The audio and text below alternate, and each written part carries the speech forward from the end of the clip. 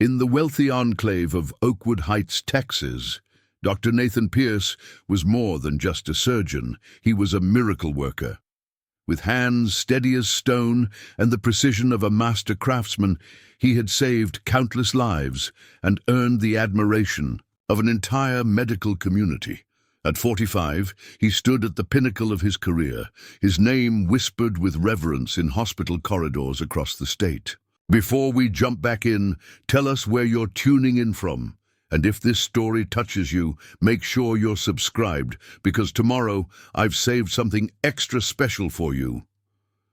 Dr. Pierce could reconstruct a heart with his eyes closed, a colleague once said. The man doesn't make mistakes. But mistakes come in many forms, and some have nothing to do with medicine. As chief of cardiovascular surgery at Oakwood Memorial Hospital, Nathan was the golden child of Texas medicine. Brilliant, charismatic, and driven. His revolutionary techniques had been featured in medical journals worldwide, and his waiting list stretched months into the future. Patients flew in from across the country, desperate for the touch of his skilled hands, willing to pay any price for the chance to be healed by the celebrated Dr. Pierce. To those who knew him professionally, he was a god in scrubs, commanding, decisive, and utterly in control. His team operated like a well-oiled machine, every surgery a masterpiece orchestrated by his calm, authoritative voice. When you're on Pierce's team, there's no room for error, said Dr. Melissa Rivera, his long-time surgical assistant. But there's also no better teacher in medicine. He demanded perfection because life depended on it. Behind the mask of surgical brilliance, Nathan had built what appeared to be the perfect life. His sprawling ranch-style mansion in Oakwood Heights stood as a monument to his success, with its manicured lawns and infinity pool overlooking the Texas countryside. Inside those walls lived what many considered the ideal family, a stunning wife and two beautiful children who bore the unmistakable Pierce family features. Victoria Pierce was everything a successful surgeon could want in a wife. Breathtakingly beautiful, socially connected, and utterly devoted to maintaining their flawless image. 15 years his junior, she had been a pharmaceutical sales representative when they met, her dazzling smile and keen intelligence catching Nathan's eye at a medical conference. Within 6 months, they were married in a ceremony featured in Texas Society magazine.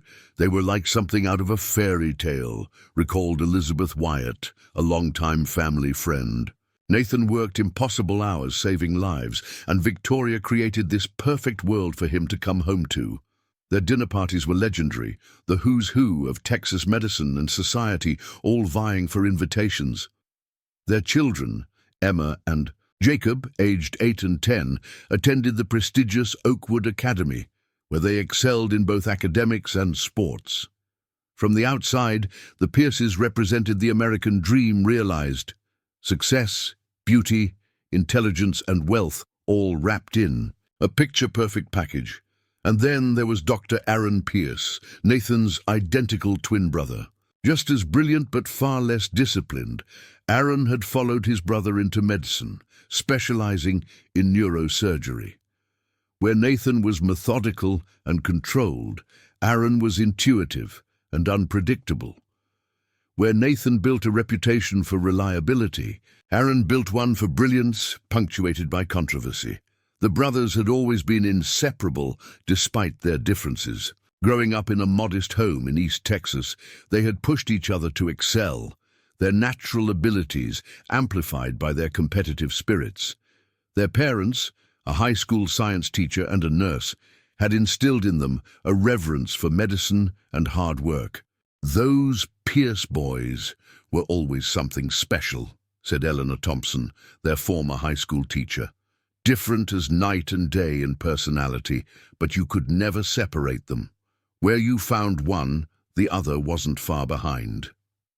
They had attended the same medical school, shared an apartment during residency, and even now practiced at the same hospital, though in different departments. Their bond seemed unbreakable, a connection that went beyond brotherhood into something more fundamental. They understood each other in a way no one else could, said Dr. James Foster, a colleague who had known them both for decades. They could communicate with just a look. It was uncanny. Nathan had always been the steadier of the two, the one who followed the rules and built systems. Aaron was the one who took risks, who challenged conventions. Together, they balanced each other perfectly. At least, that's how it appeared. If there were cracks in the perfect facade of Nathan's life, he chose not to see them. Perhaps it was the surgeon in him, the ability to compartmentalize, to focus only on what was directly in front of him. Perhaps it was simpler than that. No one wants to question happiness when they've worked so hard to achieve it. Yet beneath the surface of this picture-perfect existence, something had been brewing. Hidden glances at family gatherings, inside jokes between Aaron and Victoria that seemed to exclude Nathan. The way his children sometimes looked at their uncle with an admiration that felt eerily familiar. Had there been signs? Looking back, perhaps there were moments that should have raised questions. The time Nathan came home early from a medical conference to find Aaron's car in the driveway, Victoria flustered and claimed he had just stopped by to drop off some books. The strange comment from Jacob's teacher about how the boy had his father's mannerisms when Aaron visited the school science fair. The way Emma's eyes, a distinctive hazel with flecks of gold, matched Aaron's exactly, while Nathan's held just a touch more green. But a surgeon's life leaves little time for doubt. 12-hour surgeries, midnight consultations, weekend conferences. Nathan's mind was occupied with saving lives, not questioning his own. It began with a harmless Christmas gift, a DNA ancestry kit from a colleague. "Thought you twins might get a kick out of this," the card read. Nathan had laughed, set it aside, and forgotten about it until months later when a routine physical revealed some unusual results. "We should check your family history more thoroughly," his doctor suggested casually. Sometimes these genetic markers can be relevant to preventative care. The ancestry kit, still unopened in his desk drawer, suddenly seemed like a convenient solution. A simple cheek swab, a mailed envelope, and Nathan thought nothing more of it. He'd always been healthy as a horse. This was merely a formality. 4 weeks later, the results arrived. Nathan opened the email on his office computer between surgeries, expecting nothing more than confirmation of his European ancestry and perhaps some interesting historical trivia to share with the kids. What he found instead was the first domino in a chain reaction that would lead to destruction. The genetic markers were flagged, not for health reasons, but for an unexpected relationship connection. The system had identified Emma and Jacob Pierce in their database, likely from a kit Victoria had purchased for a school project. But instead of showing Nathan as their father, the results clearly indicated a parent-child relationship between the children and another user, A. Pierce. The world stopped spinning. Nathan stared at the screen, the surgical precision of his mind refusing to accept what his eyes were seeing. There had to be a mistake, a technical error, a glitch in the system. But in his heart, a cold certainty was taking root. He clicked through to the detailed results, scanning them with the same intensity he would study a complex cardiac scan. The science was irrefutable. The genetic markers told a story he wasn't prepared to read, of betrayal so intimate it cut through bone and sinew to the very core of his being. His children, the children he had raised, loved, taught to ride bikes and solve math problems, were not his biological offspring. They were Aaron's. The surgeon's steady hands began to tremble. For the first time in his distinguished career, Dr. Nathan Pierce felt something inside him break. A fracture no scalpel could repair, a wound no suture could close. For a man who had built his life on control, on perfection, on trusting his skilled hands to fix what was broken, this was a truth that could not be mended. His wife, his brother. The two people closest to him had created a lie so profound it rewrote his entire existence. In that moment, as he sat alone in his office, surrounded by awards and accolades, Nathan Pierce made a decision. The renowned surgeon who had saved countless lives was about to take one. What drives a respected healer to become a killer? How does a man sworn to do no harm cross the line into violence? The answer lies in what happened next. A chain of events that would shock the medical community and leave the wealthy enclave of Oakwood Heights forever changed. Time became meaningless as Nathan Pierce sat motionless in his office, the DNA results glowing on his screen like an accusation. Outside, Oakwood Memorial Hospital continued its rhythm of life and death, oblivious to the personal apocalypse unfolding behind the chief of cardiovascular surgery's closed door. A sharp knock startled him back to reality. "Dr. Pierce, your 3 o'clock consultation is waiting," his assistant called through the door. Nathan's training took over. Compartmentalize, focus. A patient needed him. Personal catastrophes would have to wait. "I'll be right there," he answered, his voice surprisingly steady. For the next 4 hours, Nathan performed a delicate consultation, discussed treatment options, and scheduled a complicated valve replacement surgery, all while carrying the weight of his discovery. Not once did his hands shake, not once did his voice waver. In the operating theatre, Dr. Pierce was still a god, even as the man inside crumbled. Only after his last patient left did Nathan return to the DNA results, printing them and slipping them into his briefcase.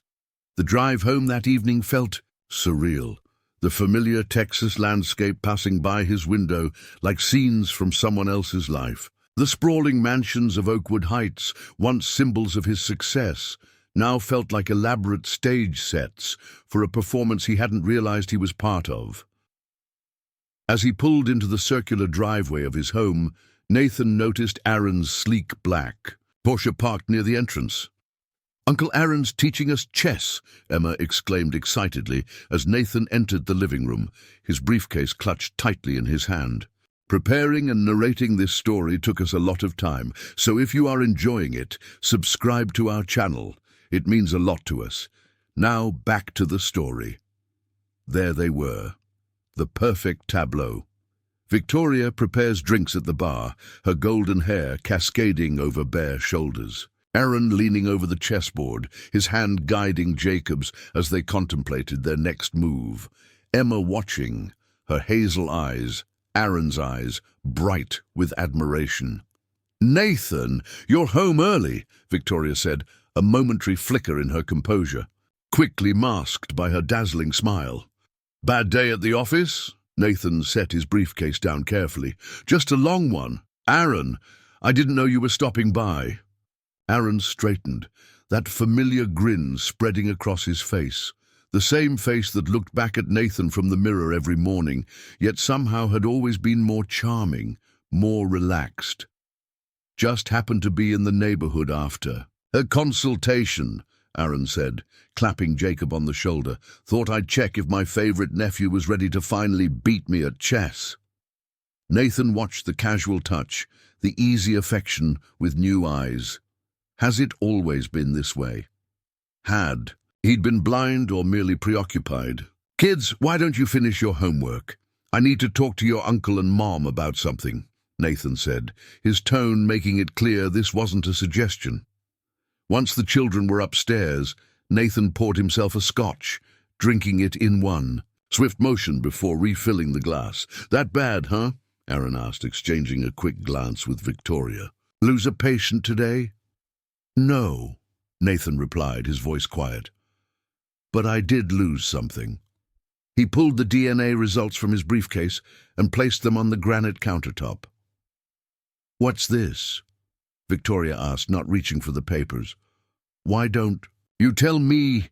Nathan said, pushing them toward her. "It's the results of my ancestry test, the one that shows I'm not the biological father of Emma and Jacob."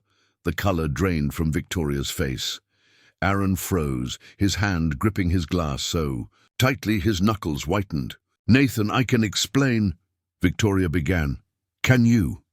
Nathan interrupted, his voice still unnervingly calm. Can you explain why our children's DNA matches my brother's instead of mine?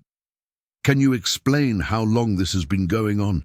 Can you explain how many times you've lied to my face? Aaron set his glass down carefully. Nathan, listen. No, you listen, Nathan hissed, the surgeon's composure finally cracking. 10 years, Aaron. 10 years I've been raising your children believing they were mine. 10 years of birthdays and Christmas mornings and school projects. 10 years you've been laughing behind my back. Victoria moved toward him, tears welling in her eyes. It wasn't like that. We never meant to what? To get caught? Nathan laughed, a hollow sound devoid of humor.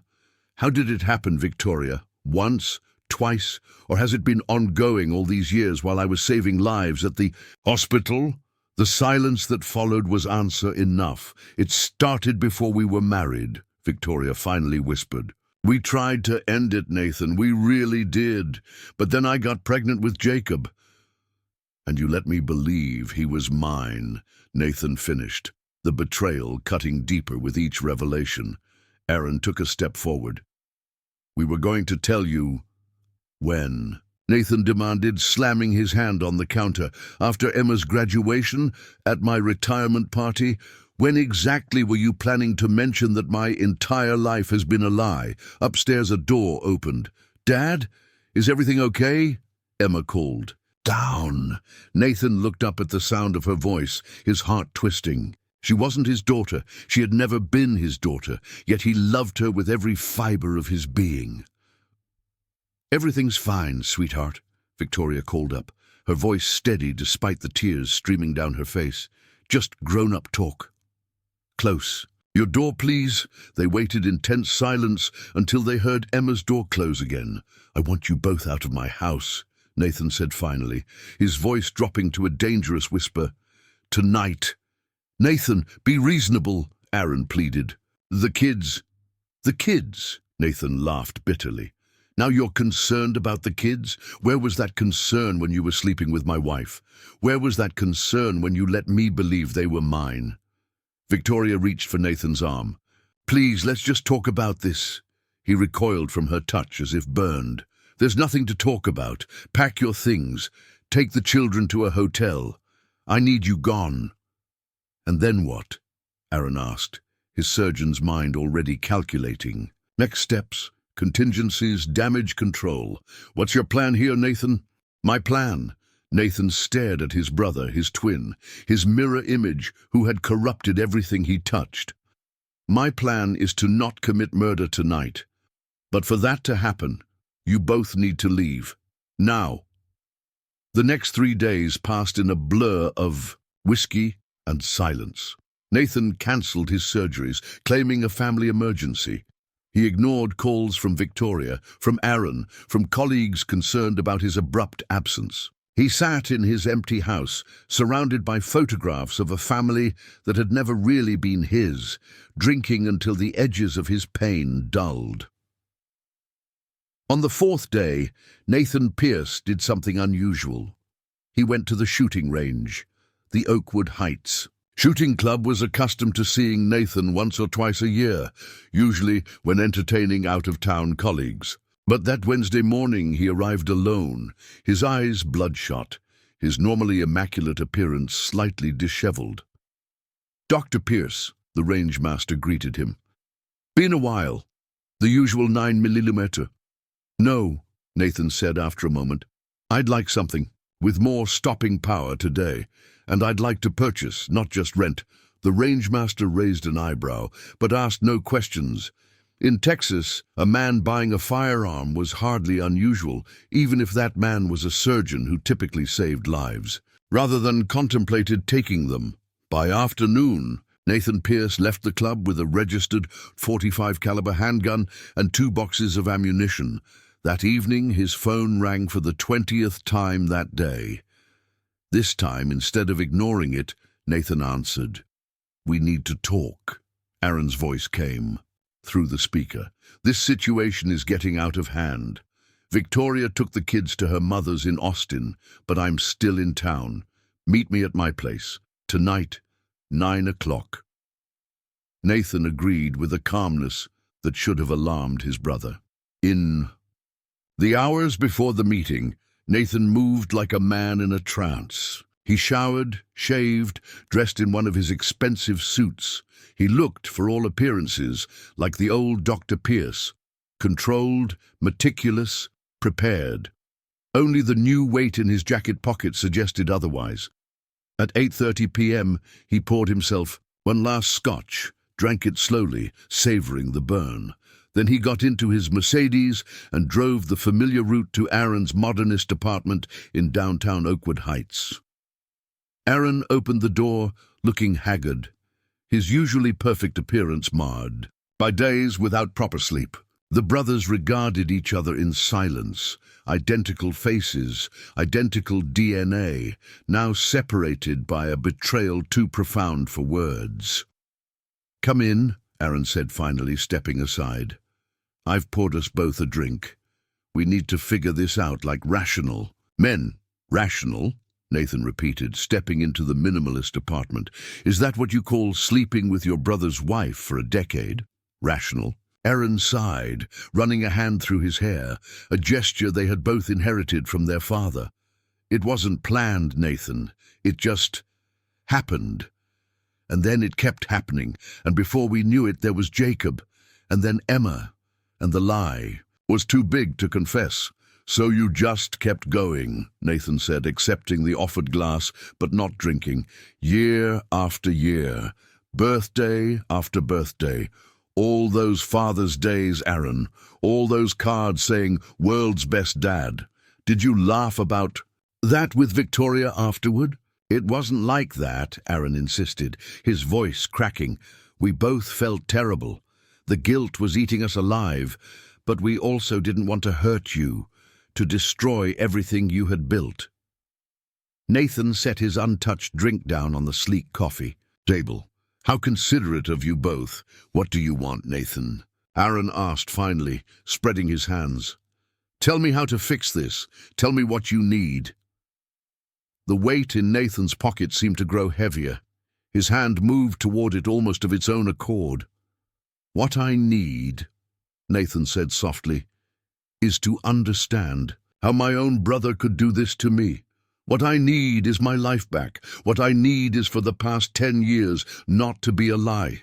"I can't give you that," Aaron whispered. "No one can." "No," Nathan agreed, his hand closing around cold metal. "You can't.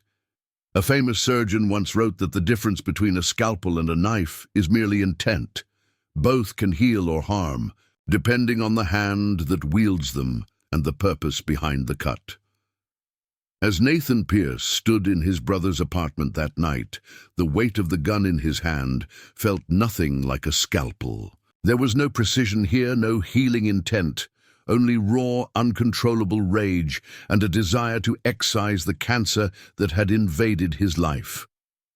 What happened next would transform the brilliant healer into something else entirely, something he had spent his entire career fighting against, an agent of death. Time seemed to slow in Aaron's modernist apartment. The brothers stood facing each other, mirror images caught in a moment of terrible clarity. Outside, the lights of Oakwood Heights twinkled beneath them, oblivious to the storm brewing 20 floors above. "Put the gun down, Nathan," Aaron said, his voice steady despite the fear evident in his eyes. "This isn't you. You're a healer, not a killer." Nathan's hand remained firm, the weapon pointed at his brother's chest. How many times had he opened chests just like this one? How many hearts had he held, repaired, returned to life? The surgeon in him could pinpoint exactly where the bullet would enter, which vessels it would tear, how quickly death would come. "You don't know who I am anymore," Nathan replied. "The man you knew died the moment I saw those test results." Aaron kept his eyes locked on his brothers, taking a careful step forward. "Think about what you're doing. Think about Emma and Jacob." "Don't you dare say their names," Nathan hissed, his finger tightening on the trigger. They were never mine to lose, were they? All these years, watching them grow, teaching them, loving them, it was all built on your betrayal. They love you, Nathan, Aaron insisted. Biology doesn't change that. You're their father in every way that matters.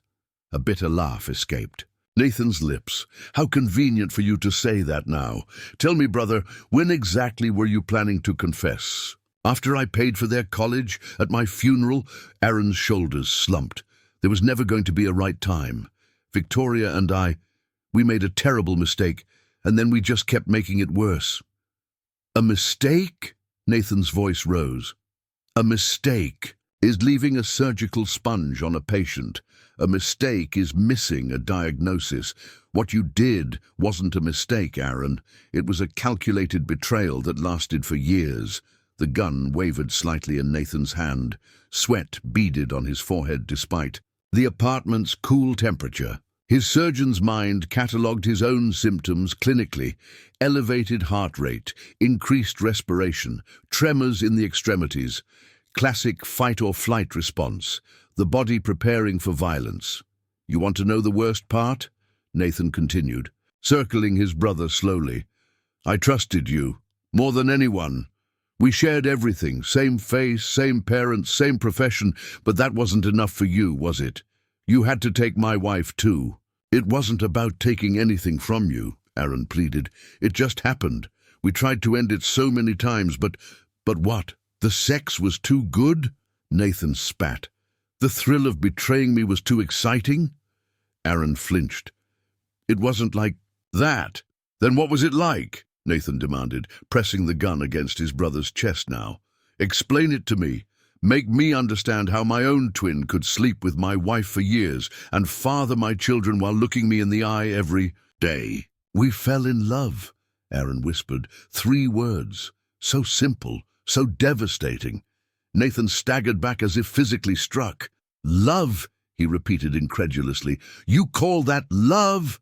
It was wrong, Aaron acknowledged, tears forming in his eyes. Unforgivable. But yes, we loved each other, we still do.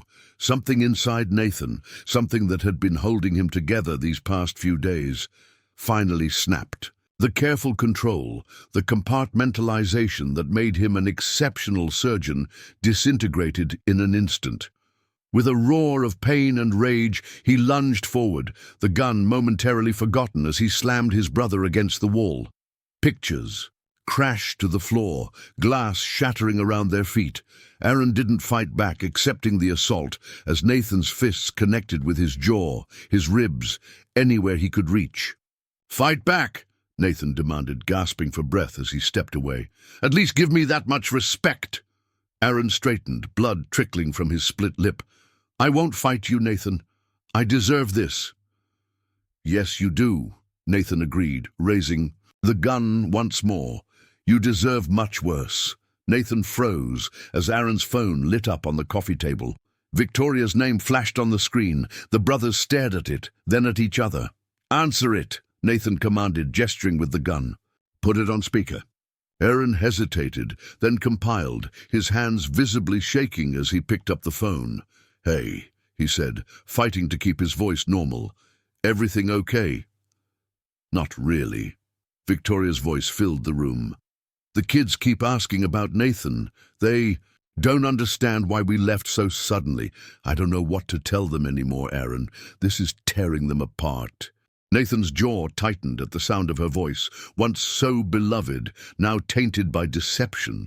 I'm with him now, Aaron said cautiously. We're talking things through. A pause on the other end. Is he listening to this call? Yes, Aaron confirmed. You're on speaker, Nathan. Victoria's voice softened, vulnerability bleeding through. The children miss you. Whatever you think of me, of us, please don't punish them. Nathan closed his eyes, images of Emma and Jacob flooding his mind. Their birthdays, their first steps, their laughter. Had it all been a lie? No. His love for them had been real, even if their biology wasn't what he believed. They were the only true thing in my life, he said finally, his voice breaking. And you stole that from me too. They still love you, Victoria insisted. You're still their dad, the person who checked for monsters under the bed and taught them to ride bikes. That doesn't change because of DNA. Nathan's hand trembled. The Kaito, gun suddenly heavy in his grip. Put Emma on the phone. Nathan, I don't think... Put her on, he demanded. Another pause, then shuffling sounds. A small voice came through the speaker. Daddy? One word. Just one little word from his daughter. No, not his daughter. And Nathan felt his resolve crumbling. Hey, princess, he managed, tears streaming down his face now. Are you being good for your mom? When are you coming to get us? Emma asked. Uncle Aaron said you were sick, but you're a doctor. Can't you make yourself better? Nathan looked at his brother, saw the pain and guilt etched across the face so identical to his own. At that moment, he realized he was standing at a precipice.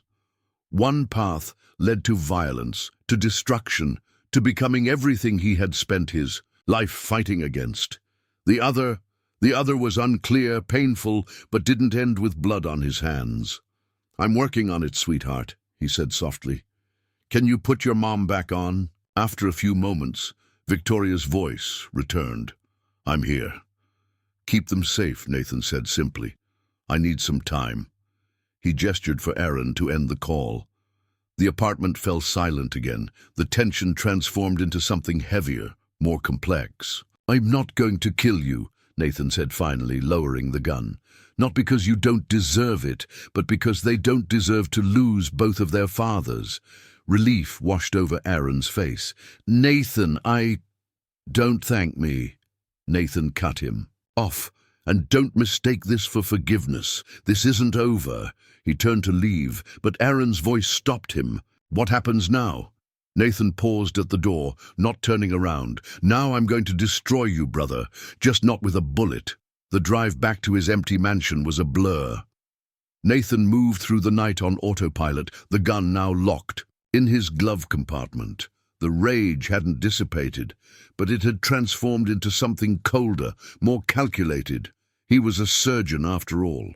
Precision was his specialty. Back home, Nathan poured himself another scotch and sat in his darkened study. The walls were lined with framed medical degrees, awards, news clippings about his groundbreaking surgeries. Evidence of a life built on discipline, excellence, and integrity, everything Aaron lacked. As dawn broke over Texas, Nathan made a phone call to his attorney, Jonathan Reeves. I need to see you first thing this morning, he said.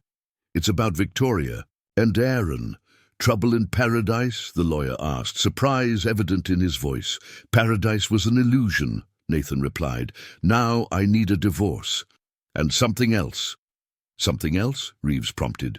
I want to destroy my brother professionally, Nathan said, his voice calm and deliberate. I want to take everything from him, the way he took everything from me. There was a pause on the other end. That's not typically what family law covers. Nathan, then find me someone who can help, Nathan insisted. Money is no object. After ending the call, Nathan opened his laptop and began searching through his files. Somewhere, buried in years of correspondence and medical records, was the ammunition he needed. Aaron had always been brilliant but reckless. There would be evidence of corners cut, protocols ignored, ethics stretched, and Nathan would find every single instance. For 3 days, Nathan barely slept.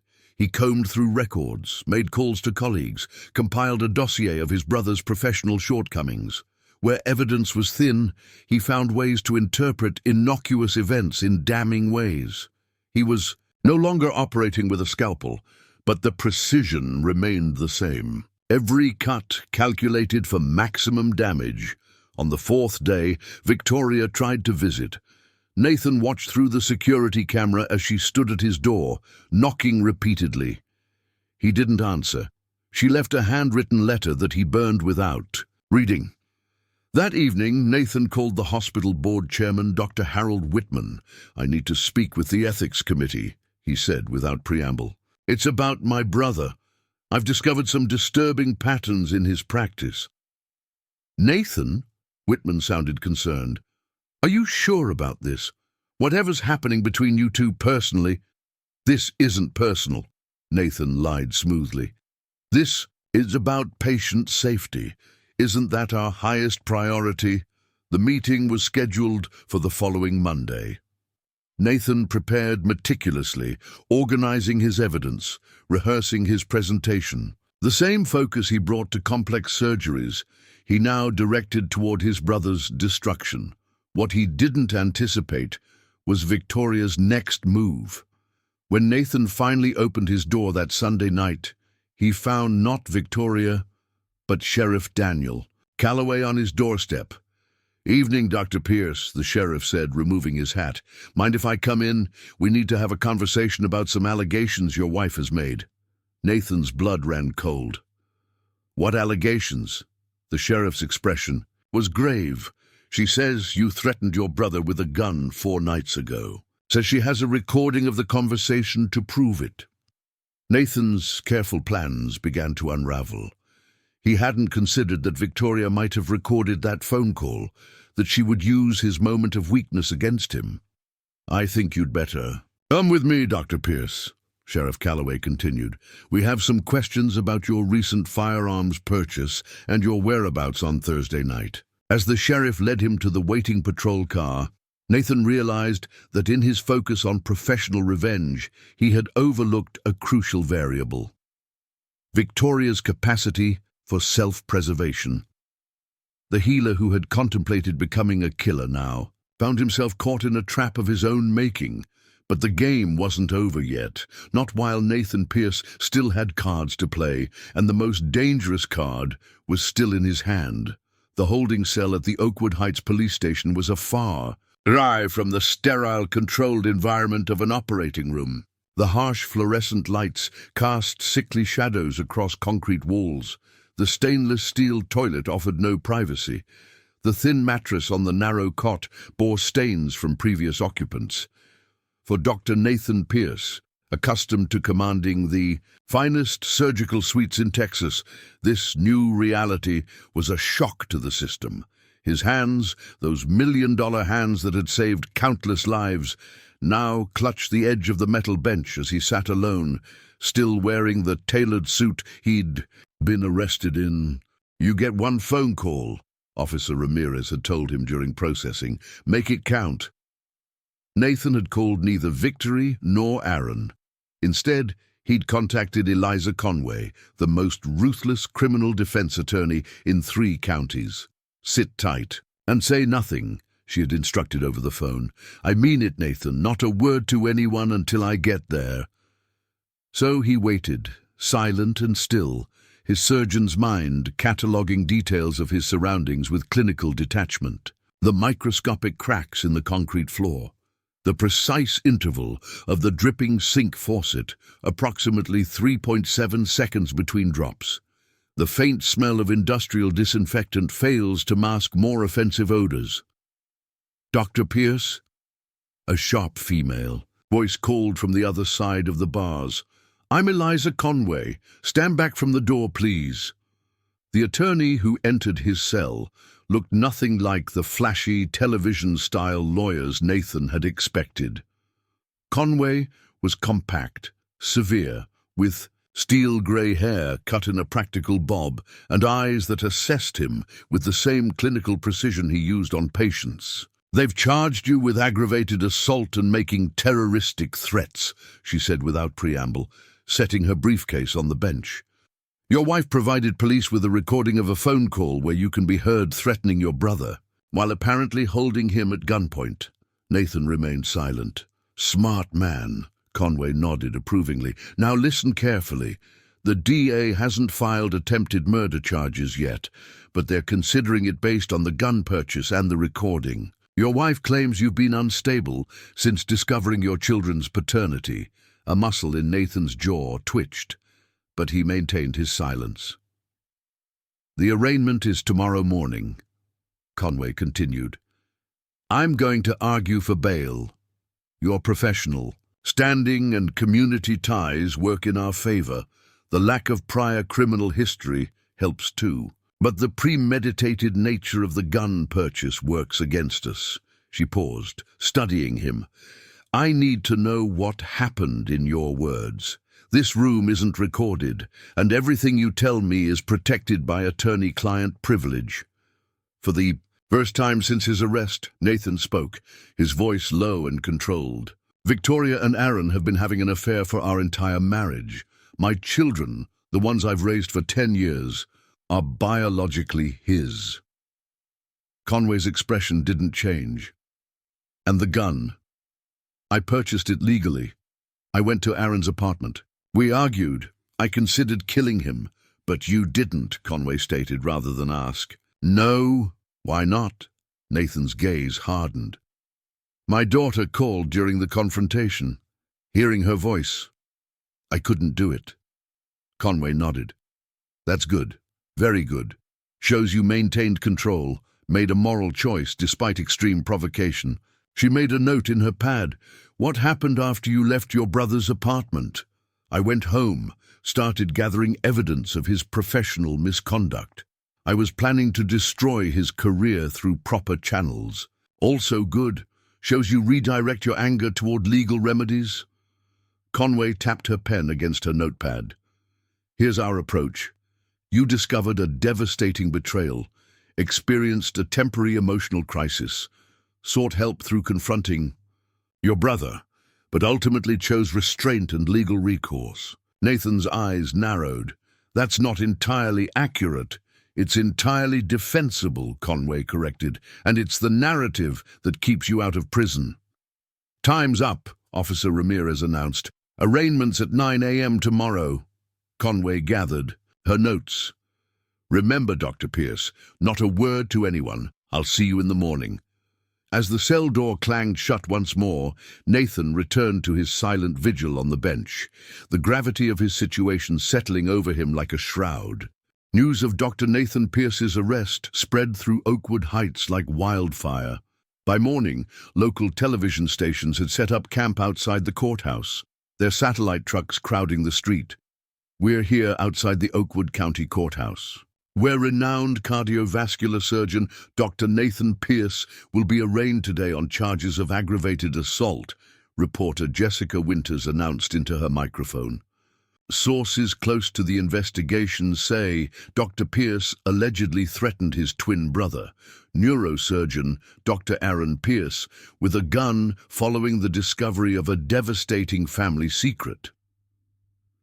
Inside the courthouse, Nathan sat beside Conway at the defense table, his expression impassive. The courtroom was packed. Colleagues from the hospital, local reporters, curious community members, all craning for a glimpse of the fallen healer. When the bailiff called for all to rise, Nathan stood with military precision, his spine straight, his gaze fixed forward. Judge Marissa Sandoval entered, her dark robes flowing as she took her seat at the bench. Case number 24, CR 7815, State of Texas versus Nathan Pierce, the court clerk announced. Charges: aggravated assault with a deadly weapon, making terroristic threats. Judge Sandoval peered over her glasses. How does the defendant plead? Not guilty, Your Honor, Conway stated firmly. And bail. The prosecutor, Assistant District Attorney James Wagner, rose. The state requests remand, Your Honor.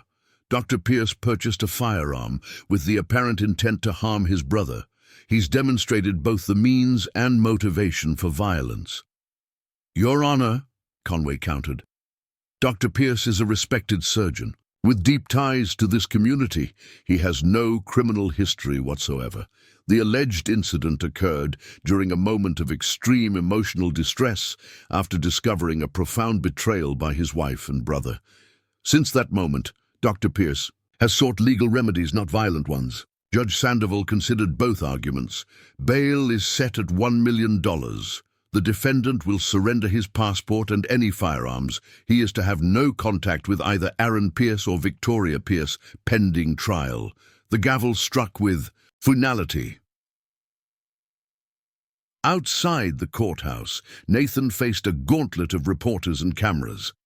Conway guided him through with a hand firmly on his elbow. "Dr. Pierce, did you try to kill your brother? Is it true your children aren't biologically yours? Has the hospital suspended your surgical privileges?" The questions flew like arrows, but Nathan kept his face neutral, his eyes forward, following Conway's earlier advice: let them see dignity, not rage. Only when they reached Conway's black Mercedes did Nathan speak. "What happens now?" "Now we prepare your defense while managing the circus," Conway replied, gesturing toward the media frenzy behind them. "This story has everything the public loves: betrayal, sex, successful people falling from grace. It's going to get ugly before it gets better." Back at Oakwood Memorial Hospital, an emergency meeting of the board of directors was underway. "We need to address this immediately," Dr. Harold Whitman insisted, pounding his fist on the polished conference table. "Two of our department chiefs are involved in a scandal that's making national headlines. Our reputation is at stake." Dr. Elizabeth Morgan, head of oncology, shook her head. "Nathan Pierce is one of the finest surgeons I've ever worked with. Whatever's happening in his personal life—" "He pulled a gun on his brother," Whitman interrupted. "A neurosurgeon. His brother, for God's sake. This goes beyond personal life." "What about Dr. Aaron Pierce?" asked another board member. "If the allegations about the affair are true, that's an ethical concern as well." Whitman sighed heavily.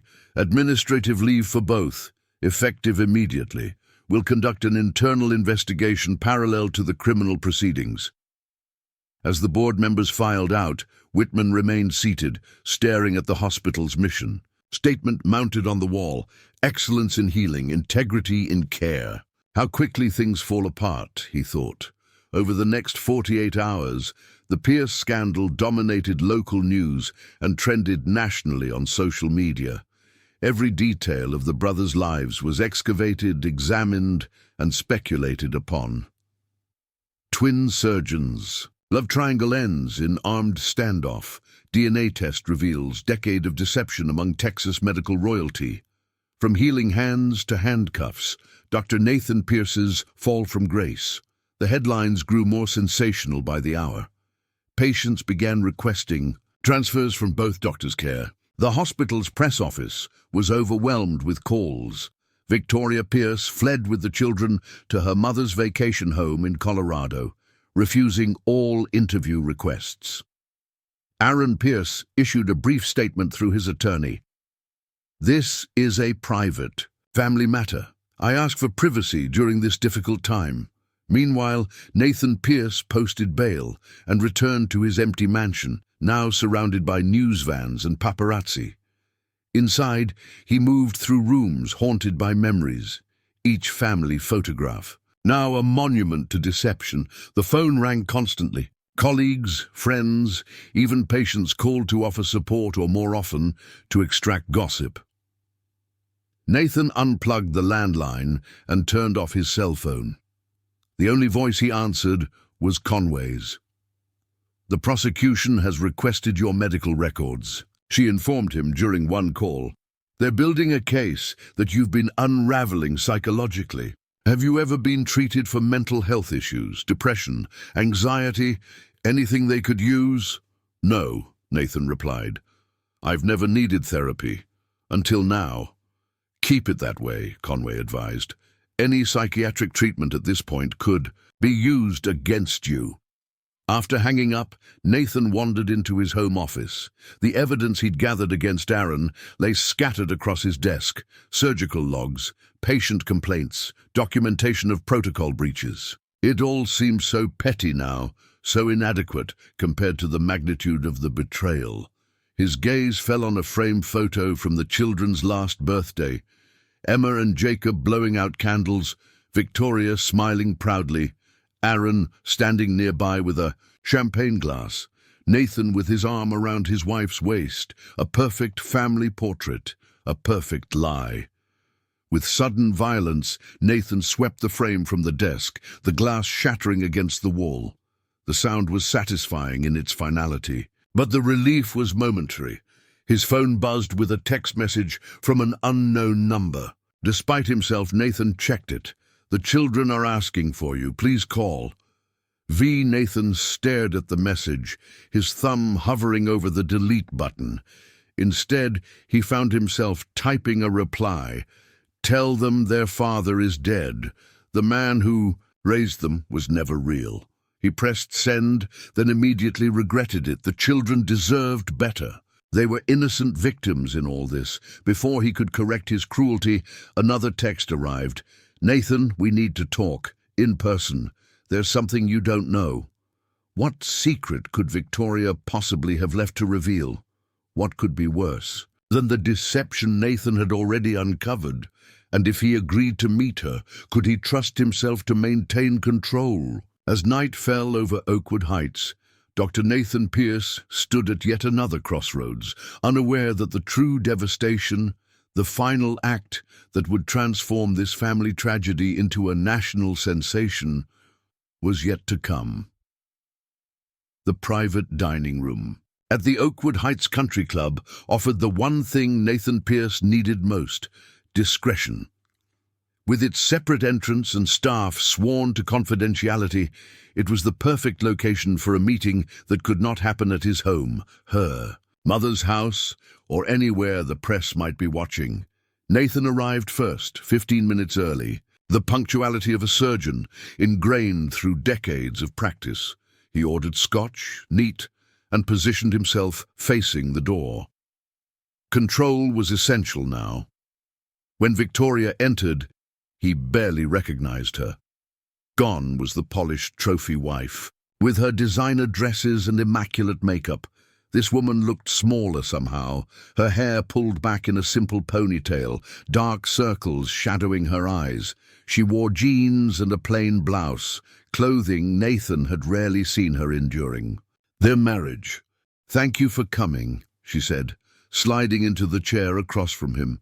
Nathan didn't respond, just watched her with the detached interest of a scientist observing a specimen.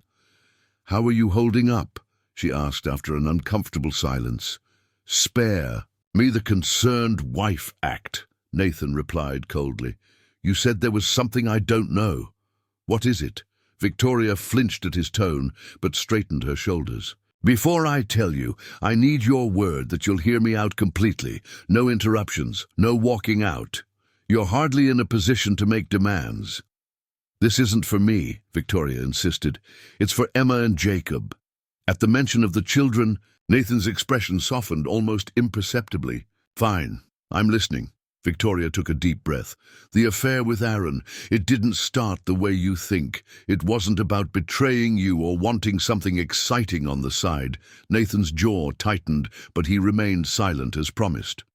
"When we first met at that medical conference, I was instantly attracted to you. You were brilliant, focused, driven. Everything I thought I wanted." Victoria's fingers traced the condensation on her water glass. "The night you proposed, I was ecstatic. But 2 weeks before the wedding, I met Aaron for the first time." Nathan's eyes narrowed. "He'd introduced them at the rehearsal dinner, hadn't he?" "No," Victoria said, reading his expression. "You never formally introduced us. Aaron showed up at your apartment when you were in surgery. I thought he was you. He knew exactly who I was." The implication hung in the air between them. "Are you saying—" Nathan began, his voice dangerously quiet.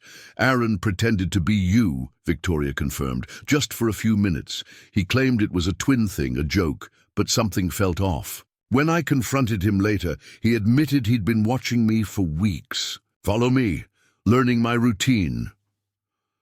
Nathan's knuckles whitened around his glass. This wasn't the explanation he'd expected. "After we married, he started showing up when you were away at conferences, always with some excuse about needing something. And from the house. Always when I was alone."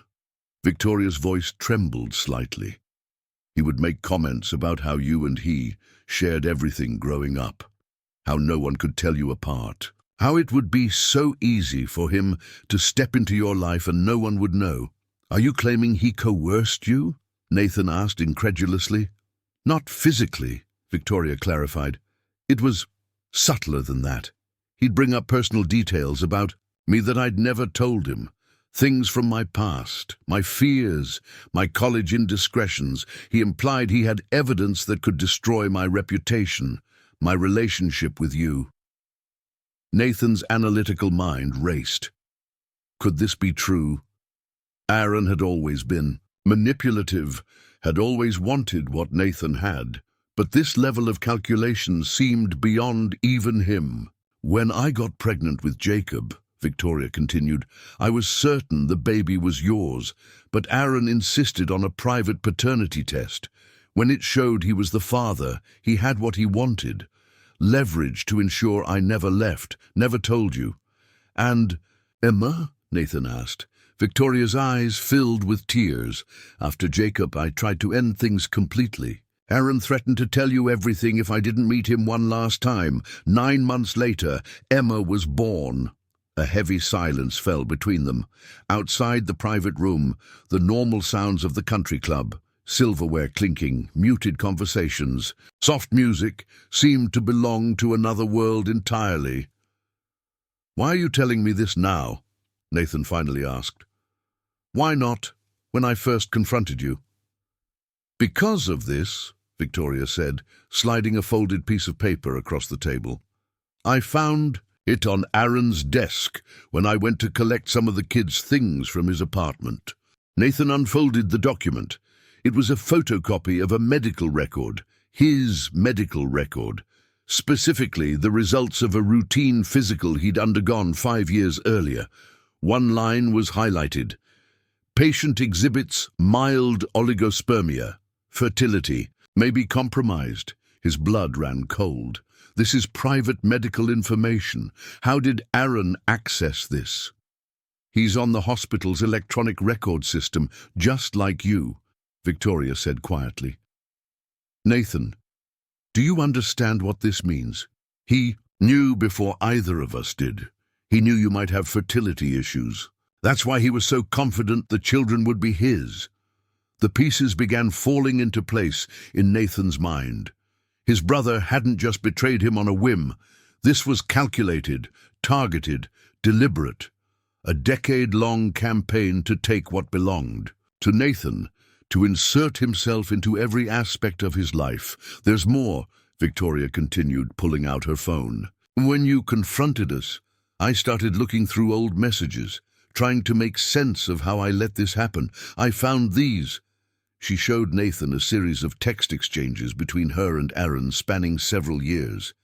Messages where Aaron repeatedly threatened to expose their affair if she tried to end things. References to evidence he kept securely stored. Subtle reminders of the consequences if she ever defied him. He was blackmailing you, Nathan said slowly. Yes, Victoria whispered. I'm not asking for forgiveness, Nathan. What I did was unforgivable, regardless of the circumstances. I should have been stronger. I should have told you years ago. Nathan stared at the medical record, the text messages, then back at the woman he'd once loved more than anything. The narrative he'd constructed of a wife and brother carrying on a passionate affair behind his back was crumbling, replaced by something darker, more sinister. Why come forward now? He asked. You provided the police with the recording. You fled with the children. Because he's escalating, Victoria replied, fear evident in her voice. After you confronted him, after you were arrested, something changed in Aaron. He's become more controlling, more threatening. He's insisting. The children and I move in with him permanently, create the family he always wanted. She reached across the table, not quite touching Nathan's hand. I'm afraid of him, Nathan. For the first time, I'm truly afraid of what he might do. Nathan withdrew his hand and stood abruptly. I need time to process this. We don't have time, Victoria urged. My attorney is preparing documents to modify the restraining order to allow us to communicate about the children. But Aaron has connections in the DA's office. He's pushing for maximum charges against you. Let him, Nathan said, a new resolve hardening his features. This changes everything, Victoria. Not between us, that's still over. But Aaron, he Didn't finish the sentence. He didn't need to. 2 weeks later, the Oakwood County Courthouse was again filled to capacity as Nathan Pierce's preliminary hearing began. The prosecution's case seemed straightforward. A respected surgeon, devastated by personal betrayal, had purchased a weapon and threatened his brother's life. What they hadn't anticipated was Eliza Conway's opening strategy. "Your Honor," Conway addressed Judge Sandoval, "before we proceed, the defense requests a hearing regarding new evidence of witness tampering and coercion." Ada Wagner leapt to his feet. "Objection! This is highly irregular and appears to be a delay tactic." "What evidence, Ms. Conway?" Judge Sandoval asked, ignoring Wagner's protest. Conway approached the bench with a thick folder. "We have documentation that the state's primary witness, Dr. Aaron Pierce, engaged in a systematic campaign of blackmail and coercion against Victoria Pierce, spanning approximately 10 years. Additionally, we have evidence that Dr. Aaron Pierce illegally accessed my client's medical records to facilitate his coercion." The courtroom erupted in whispers. Judge Sandoval pounded her gavel for order. "These are serious allegations, Ms. Conway, does the defense have corroborating evidence beyond Mrs. Pierce's testimony?" "Yes, Your Honor. We have digital communications between Dr. Aaron Pierce and Victoria Pierce demonstrating the coercive nature of their relationship. We have evidence of unauthorized access to the hospital's medical record system. And we have filed subpoenas for security footage from locations where Aaron Pierce stalked Victoria Pierce prior to their involvement." Judge Sandoval considered this for a moment. "Mr. Wagner, were you aware of these allegations?" The prosecutor shifted uncomfortably. "We were informed of Mrs. Pierce's new claims yesterday, Your Honor. We believe they're fabricated to mitigate Dr. Nathan Pierce's actions." "We request the charges against Dr. Nathan Pierce be dismissed," Conway pressed, "and we ask that the District Attorney's Office open an investigation into Dr. Aaron Pierce for blackmail, coercion, and violation of medical privacy laws." "That's outrageous," Wagner protested. "Dr. Nathan Pierce threatened his brother with a deadly weapon. These new accusations don't change that fact." Judge Sandoval held up her hand. "I'm calling a 30-minute recess. Counselors, in my chambers." Now, the 30-minute recess stretched to 2 hours. When Judge Sandoval returned to the bench, her expression was grave. "After reviewing the preliminary evidence provided by the defense, I am ordering a full investigation into the allegations against Dr. Aaron Pierce. The preliminary hearing for Dr. Nathan Pierce will be postponed pending the results of this investigation." In the gallery, Aaron Pierce sat rigid, his face a mask of controlled anger. Beside his attorney, Nathan watched his brother with new understanding, recognizing, perhaps for the first time, the darkness that had always lurked behind their identical features. Outside the courtroom, reporters swarmed for statements. Conway skillfully guided Nathan through the chaos while delivering calculated sound bites. Today marks the beginning of the true story coming to light. Dr. Nathan Pierce was not only betrayed by his brother and wife, but was the victim of a calculated, years-long deception that would break any person. We are confident that once all evidence is examined, justice will prevail. As they pushed through to Conway's waiting car, a reporter shouted a final question. "Dr. Pierce, do you believe your brother should face criminal charges?" Nathan paused, turning to face the cameras with the steady gaze of a surgeon accustomed to making life-or-death decisions under pressure. "My brother took everything from me, my wife, my children, my trust. But more importantly, he manipulated and coerced a vulnerable woman for years. Yes, I believe he should face the full consequences of his actions, as should I for mine." That evening, as Nathan sat alone in his study reviewing case documents with Conway, his phone rang. The caller ID showed the Oakwood Heights Police Department. "Dr. Pierce, This is Detective Williams. There's been an incident at your brother's apartment. We need you to come down to the station immediately. Nathan's hand tightened around the phone. What kind of incident? The detective's voice was professionally detached, but carried an undercurrent of urgency. Your brother's been shot, Dr. Pierce, and your wife is missing. In the space of a month, Dr. Nathan Pierce had gone from respected surgeon to suspected would-be killer to potential victim of an elaborate deception. Now, as he raced toward the police station, one question burned in his mind. Had Victoria finally snapped under Aaron's manipulation, or was this yet another calculated move in a game Nathan was only beginning to understand? The truth, when it finally emerged, would shock even the most seasoned detectives in Oakwood Heights. The scene outside Aaron Pierce's luxury apartment building was chaos. Police cruisers with flashing lights blocked the street. Crime scene technicians, in white protective gear, moved purposefully in and out of the lobby. News vans had already assembled, reporters delivering live updates against the backdrop of emergency vehicles. Detective Williams met Nathan at the perimeter, her expression professionally neutral. "Dr. Pierce, thank you for coming so quickly." "Where's my brother?" Nathan asked, scanning the area for any sign of Victoria or the children. "Your brother's been transported to Oakwood Memorial," Williams replied. "GSW to the upper chest. He's in surgery now."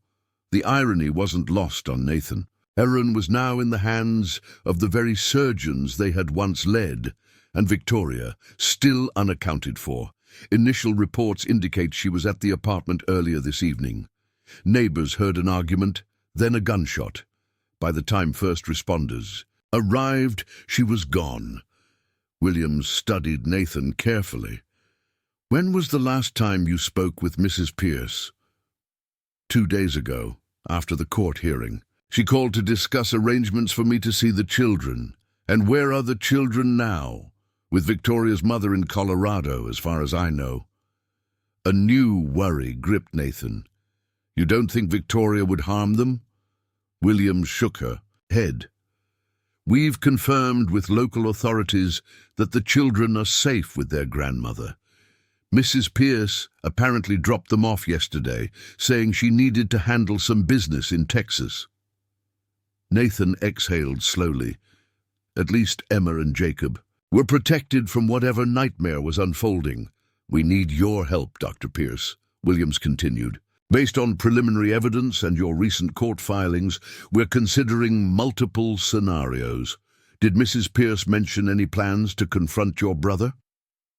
"No," Nathan replied honestly. "She provided evidence of his manipulation, but she never indicated she planned to take matters into her own hands." Williams nodded. "We're executing a search warrant on the apartment now. Your cooperation would be appreciated. You might notice things others would miss." Nathan followed the detective into the building, past uniformed officers and curious neighbors. The elevator ride to the penthouse was silent, tense. As the doors opened on the top floor, the metallic smell of blood hit him immediately. A scent, all too familiar to a cardiovascular surgeon. Aaron's apartment, once a showcase of minimalist luxury, was now a crime scene.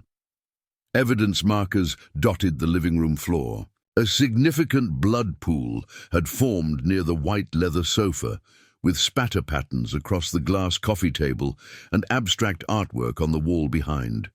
Nathan took in the scene with clinical detachment, the surgeon in him automatically assessing. "Blood loss, impact trajectory, injury severity, single gunshot, close range," Williams narrated. "The bullet passed through Dr. Aaron Pierce's upper right chest and lodged in the wall behind. Based on blood patterns and witness statements, he remained conscious for several minutes after, likely trying to reach his phone." Nathan noticed something the investigators had missed, a faint smudge pattern in the blood on the hardwood floor. "He wasn't reaching for his phone," Nathan said quietly. "He was writing something." Williams followed his gaze. The blood smear, when viewed from a certain angle, resembled partial letters. "What does that look like to you, Dr. Pierce?" Nathan knelt for a closer look, careful not to disturb the evidence. N-O-T, not something. The rest is smeared beyond recognition. The detective made a note. Could be important. Our techs will enhance and analyze it. As Nathan stood, something on Aaron's desk caught his eye. A familiar manila folder, one identical to those used for patient files at their hospital. The folder was open, revealing what appeared to be medical documents. "May I?" Nathan asked, gesturing toward the desk. Williams nodded. "Wear these," she said, handing him a pair of latex gloves. Nathan approached the desk slowly. The documents were indeed medical records, his medical records, the ones Victoria had mentioned. But there were others, records Nathan had never seen before, psychological evaluations, therapy notes, medication prescriptions, all for Aaron. "My brother was in psychiatric treatment," Nathan murmured, scanning the documents with growing disbelief. "That appears to be the case," Williams confirmed. "The records date back nearly 15 years. Diagnoses of narcissistic, personality disorder, pathological jealousy, and persecutory delusions specifically focused on you." Nathan felt the world tilt beneath him. The brother he thought he knew, brilliant, charming, occasionally reckless, had been harboring far darker impulses than mere infidelity. The psychiatric notes detailed Aaron's obsession with becoming Nathan, with taking everything Nathan had achieved or possessed. "There's more," Williams said, pointing to a laptop open on the desk. Tech team found a hidden folder containing surveillance photos, hundreds of them, spanning years, photos of you, your wife, your home, your children, many taken with telephoto lenses from vehicles parked near your property. The full picture was emerging with horrifying clarity. Aaron hadn't merely betrayed Nathan.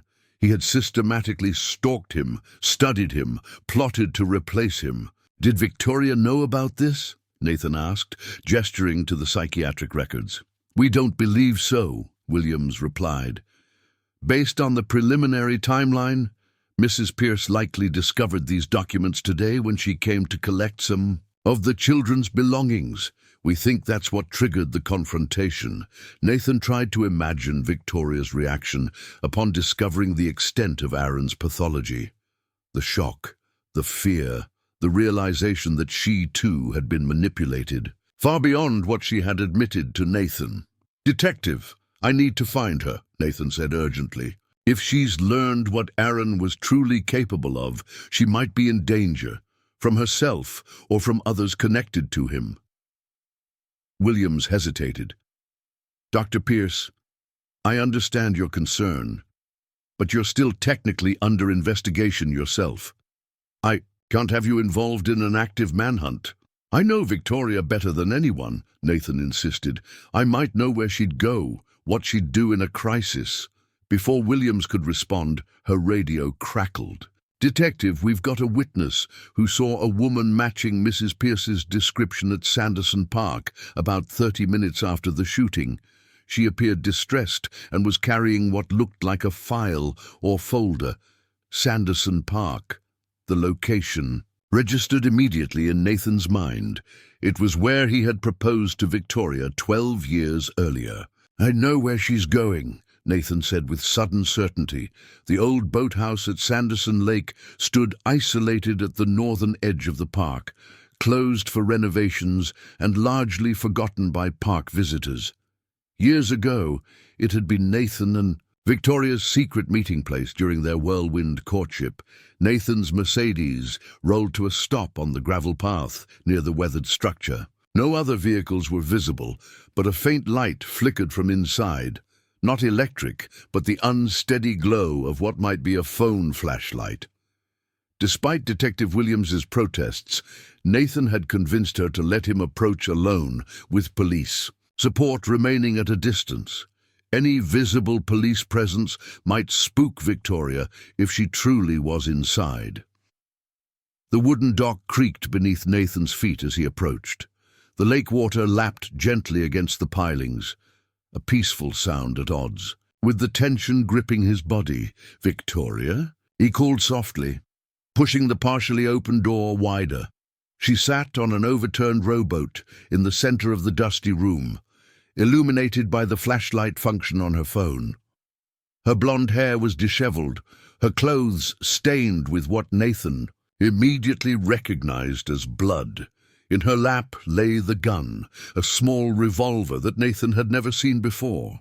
"I found it in his bedroom," Victoria said without preamble, her voice unnaturally calm. "The gun. It was in a box with pictures of us, of you, me, the children, years worth, like a shrine." Nathan stepped inside, moving slowly. "Victoria, what happened at the apartment? I never meant to shoot him," she whispered. "I went to get Emma's favorite teddy bear. She's been crying because of it, and I found—" She gestured to the folder beside her. "Everything. His therapy records, the surveillance. Plans to have you committed if you ever discovered the truth about the children." Nathan inched closer. "The police know about the records, Victoria. They understand you were defending yourself." A bitter laugh escaped her lips. "Defending myself? Is that what I was doing? Or was I finally fighting back after 10 years of being too weak, too afraid to stand up to him?" "You weren't weak," Nathan said softly. "Aaron was sick, more disturbed than either of us realized." Victoria looked up, tears streaming down her face. "He said he was going to take the children permanently, that with your criminal charges and his evidence of my mental instability, no judge would deny him custody. He had it all planned, Nathan, every detail. But you stopped him," Nathan said, now close enough to reach out if needed. "When I confronted him with what I'd found, he changed. It was like watching a mask slip. All the charm, all the remorse vanished. He became cold, calculating. He admitted everything, how he'd been obsessed with you since childhood, how he'd always wanted your life, your success, how Victoria Pierce was just a trophy to be won in his competition with you." Her hand tightened. "Around the gun. He grabbed me, said no one would believe me over him. That's when I saw the gun on the side table. I just wanted to scare him, to make him back away, but he lunged for it and you protected yourself," Nathan finished, kneeling beside her. "Victoria, you need to come with me. The police are outside. They understand what happened." "Do they?" she asked, looking down at the weapon in her hand. "Do they understand what I've done? What have I allowed to happen all these years? Our children, Nathan, our beautiful children caught this nightmare because I wasn't strong enough to stop it." "Emma and Jacob will be all right," Nathan said firmly. "They're young, resilient. With proper support, they'll understand none of this was their fault." "And us?" Victoria whispered. "What happens to us?" Nathan gently placed his hand over hers, feeling the cold metal of the gun beneath their fingers. "There is no us anymore, Victoria. Too much has happened. But there can be peace.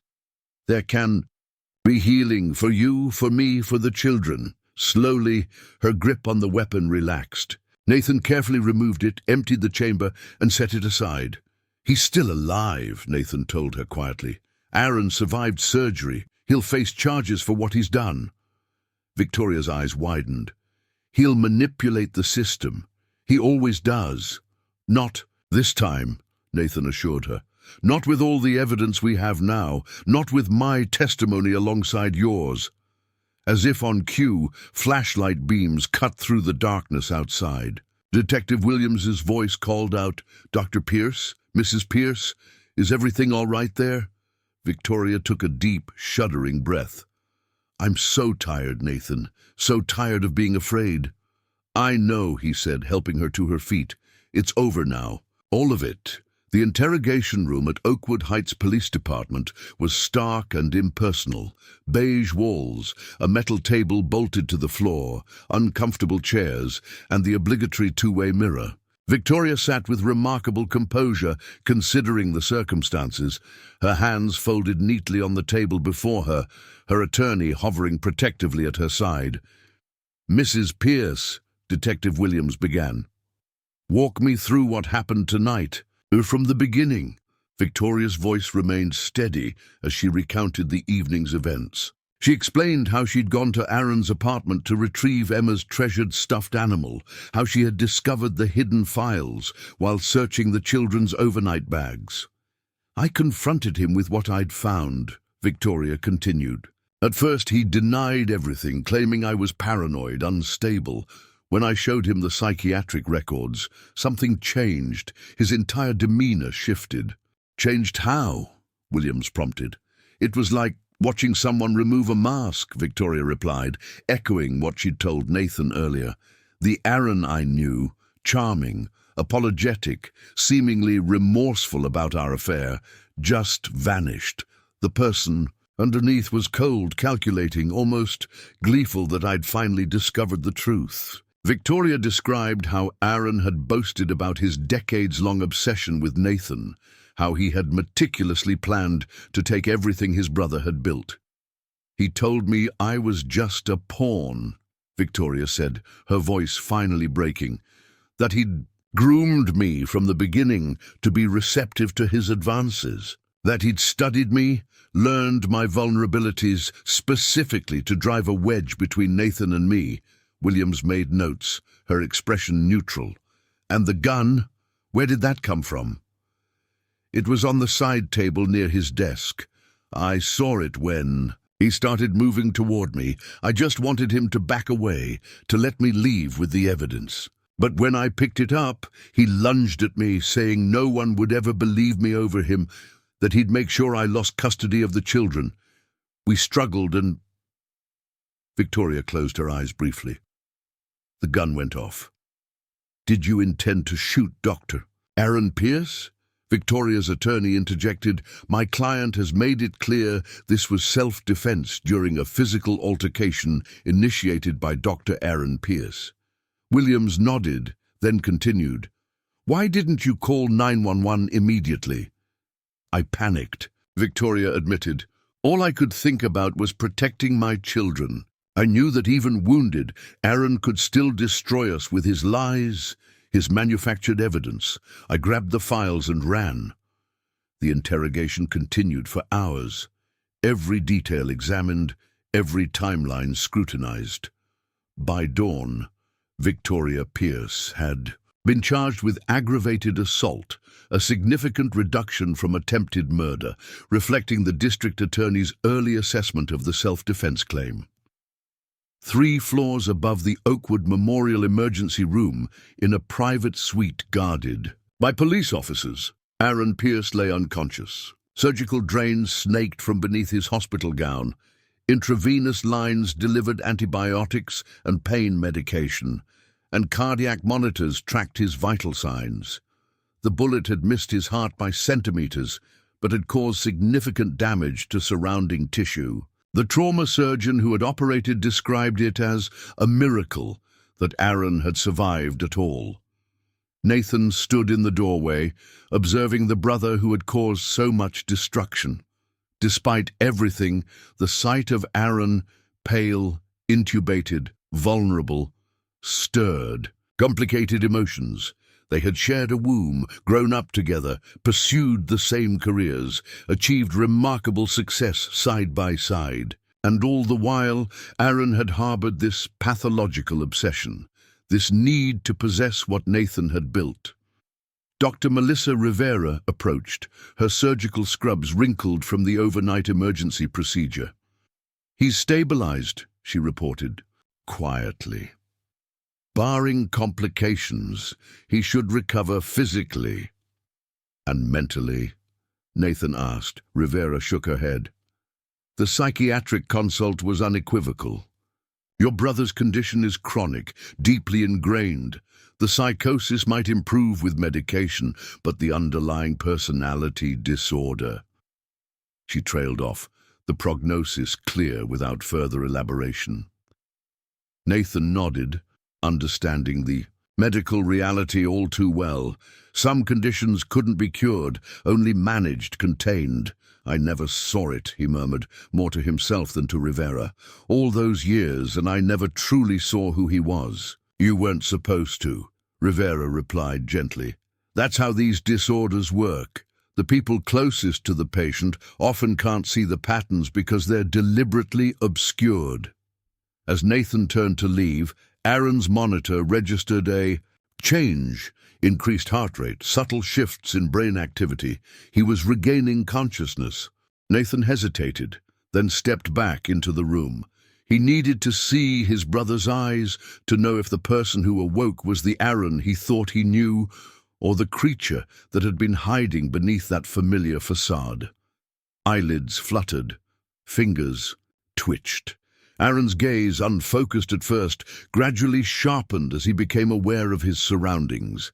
When he saw Nathan standing at his bedside, something flickered across his face.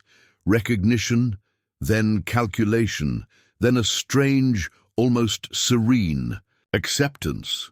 Unable to speak because of the intubation tube, Aaron simply stared at his twin. In that unguarded moment, Nathan saw the truth, had perhaps always seen it but refused to acknowledge it. The dangerous obsession, the pathological envy, the complete absence of empathy, it had all been there in those eyes that mirrored his own. "Goodbye, Aaron," Nathan said quietly. It wasn't forgiveness, it wasn't closure, it was simply an acknowledgement that whatever bond they had once shared was irreparably severed. As he walked away, Nathan felt a weight lifting, not the burden of betrayal, which would likely always remain, but the obligation of brotherhood, of shared history, of forced loyalty to someone who had never truly been loyal to him. Sound of courtroom door opening, murmuring crowd. The trial of Dr. Aaron Pierce became one of the most sensational legal cases in Texas history. The brilliant neurosurgeon faced multiple charges: blackmail, coercion, unauthorized access to medical records, stalking, and attempted assault. His defense team attempted to portray him as the victim of an unstable woman and a jealous brother. But the evidence proved overwhelming. Aaron himself made a chilling impression on the jury.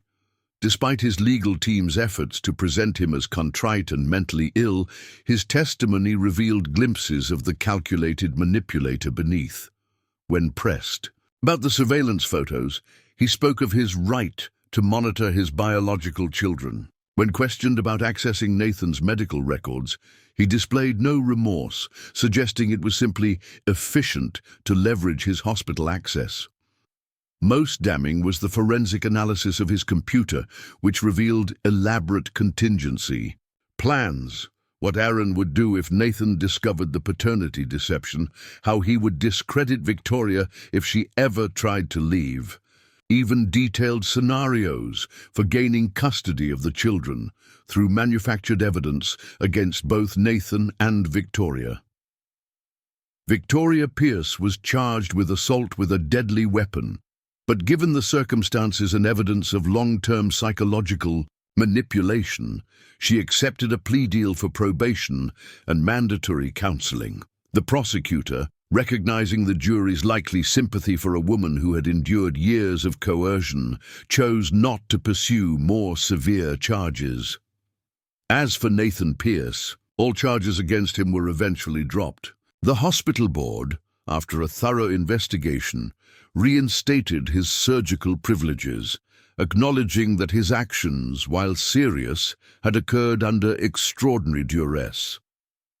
The medical community of Oakwood Heights remained divided in its response. Some colleagues distanced themselves from the scandal, unwilling to be associated with any of the Pierces. Others rallied around Nathan, seeing him as a victim who had nearly been destroyed by his brother's machinations.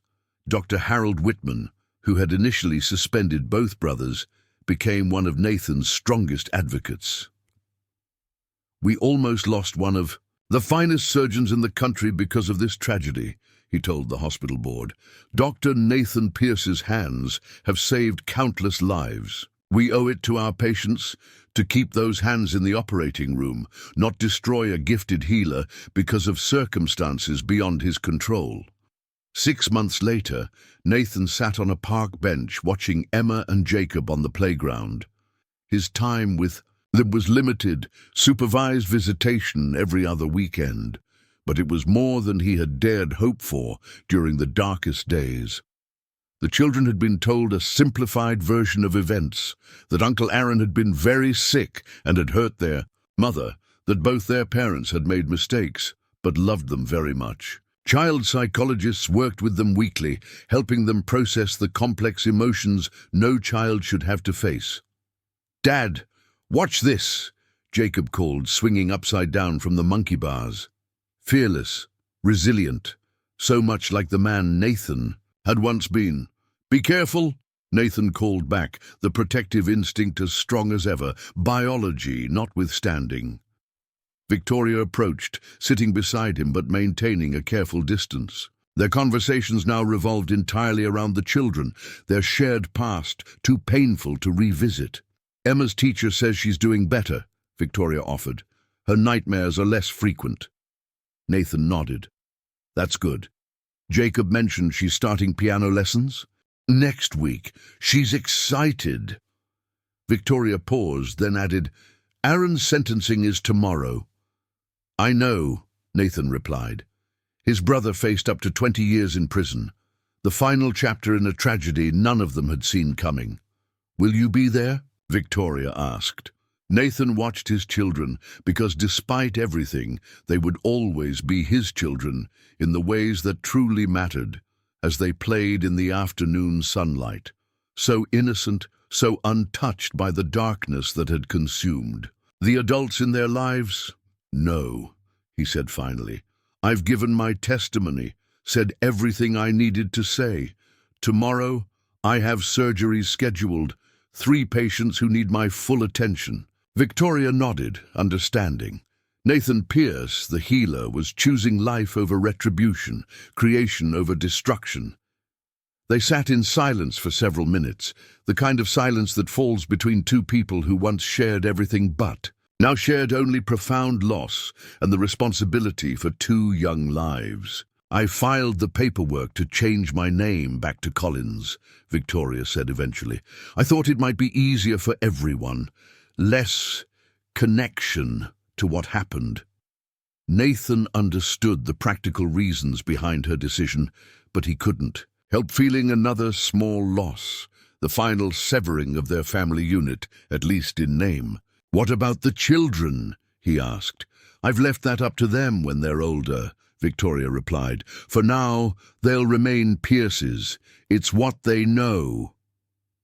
As the afternoon waned and shadows lengthened across the playground, Nathan found himself thinking about identity, how quickly it could be shattered, how painfully it must be rebuilt. He had been defined for so long by his roles: surgeon, husband, father, brother. Now each of those identities had been fundamentally altered, some lost entirely, yet here he was, still standing, still healing others, if not himself. Sound of hospital, PA system, surgical implements being arranged. 2 years later, Nathan Pierce stood in operating room 3 at Boston Memorial Hospital, his gloved hands steady as he prepared for a complex aortic valve replacement. He had left Texas 6 months after Aaron's sentencing, accepting a position at one of the nation's leading cardiac centers. The move had been necessary. Too many memories lingered in Oakwood Heights. Too many whispers followed him through hospital corridors. Boston offered anonymity, a fresh start, and the chance to immerse himself completely in his work.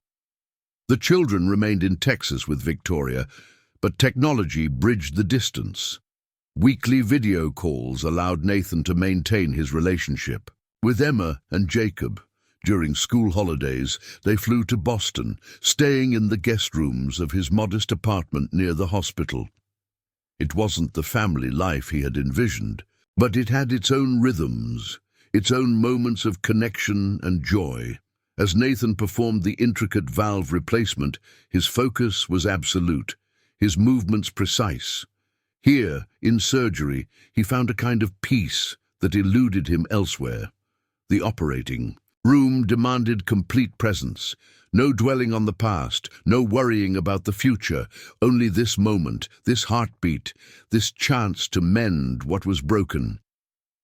Later that evening, as he reviewed patient charts in his office, Nathan's phone buzzed with a text from Victoria. Emma won first place in her science fair project. Something about heart valves. Wonder where she got that interest from. A small smile tugged at his lips. Despite everything, despite the betrayal and pain and loss, something pure had survived. His connection to these children, his influence on their developing minds, his love for them that transcended biology. Nathan typed a reply, "Tell her I'm incredibly proud. Can she demonstrate it during our call this weekend?" The response came quickly. "She was hoping you'd ask. Says she has questions only a real heart surgeon can answer." Nathan set his phone down, his chest tight with an emotion that wasn't quite happiness, wasn't quite sadness, but something in between, a bittersweet acknowledgement that life continues, evolves, finds new paths forward, even after devastating ruptures.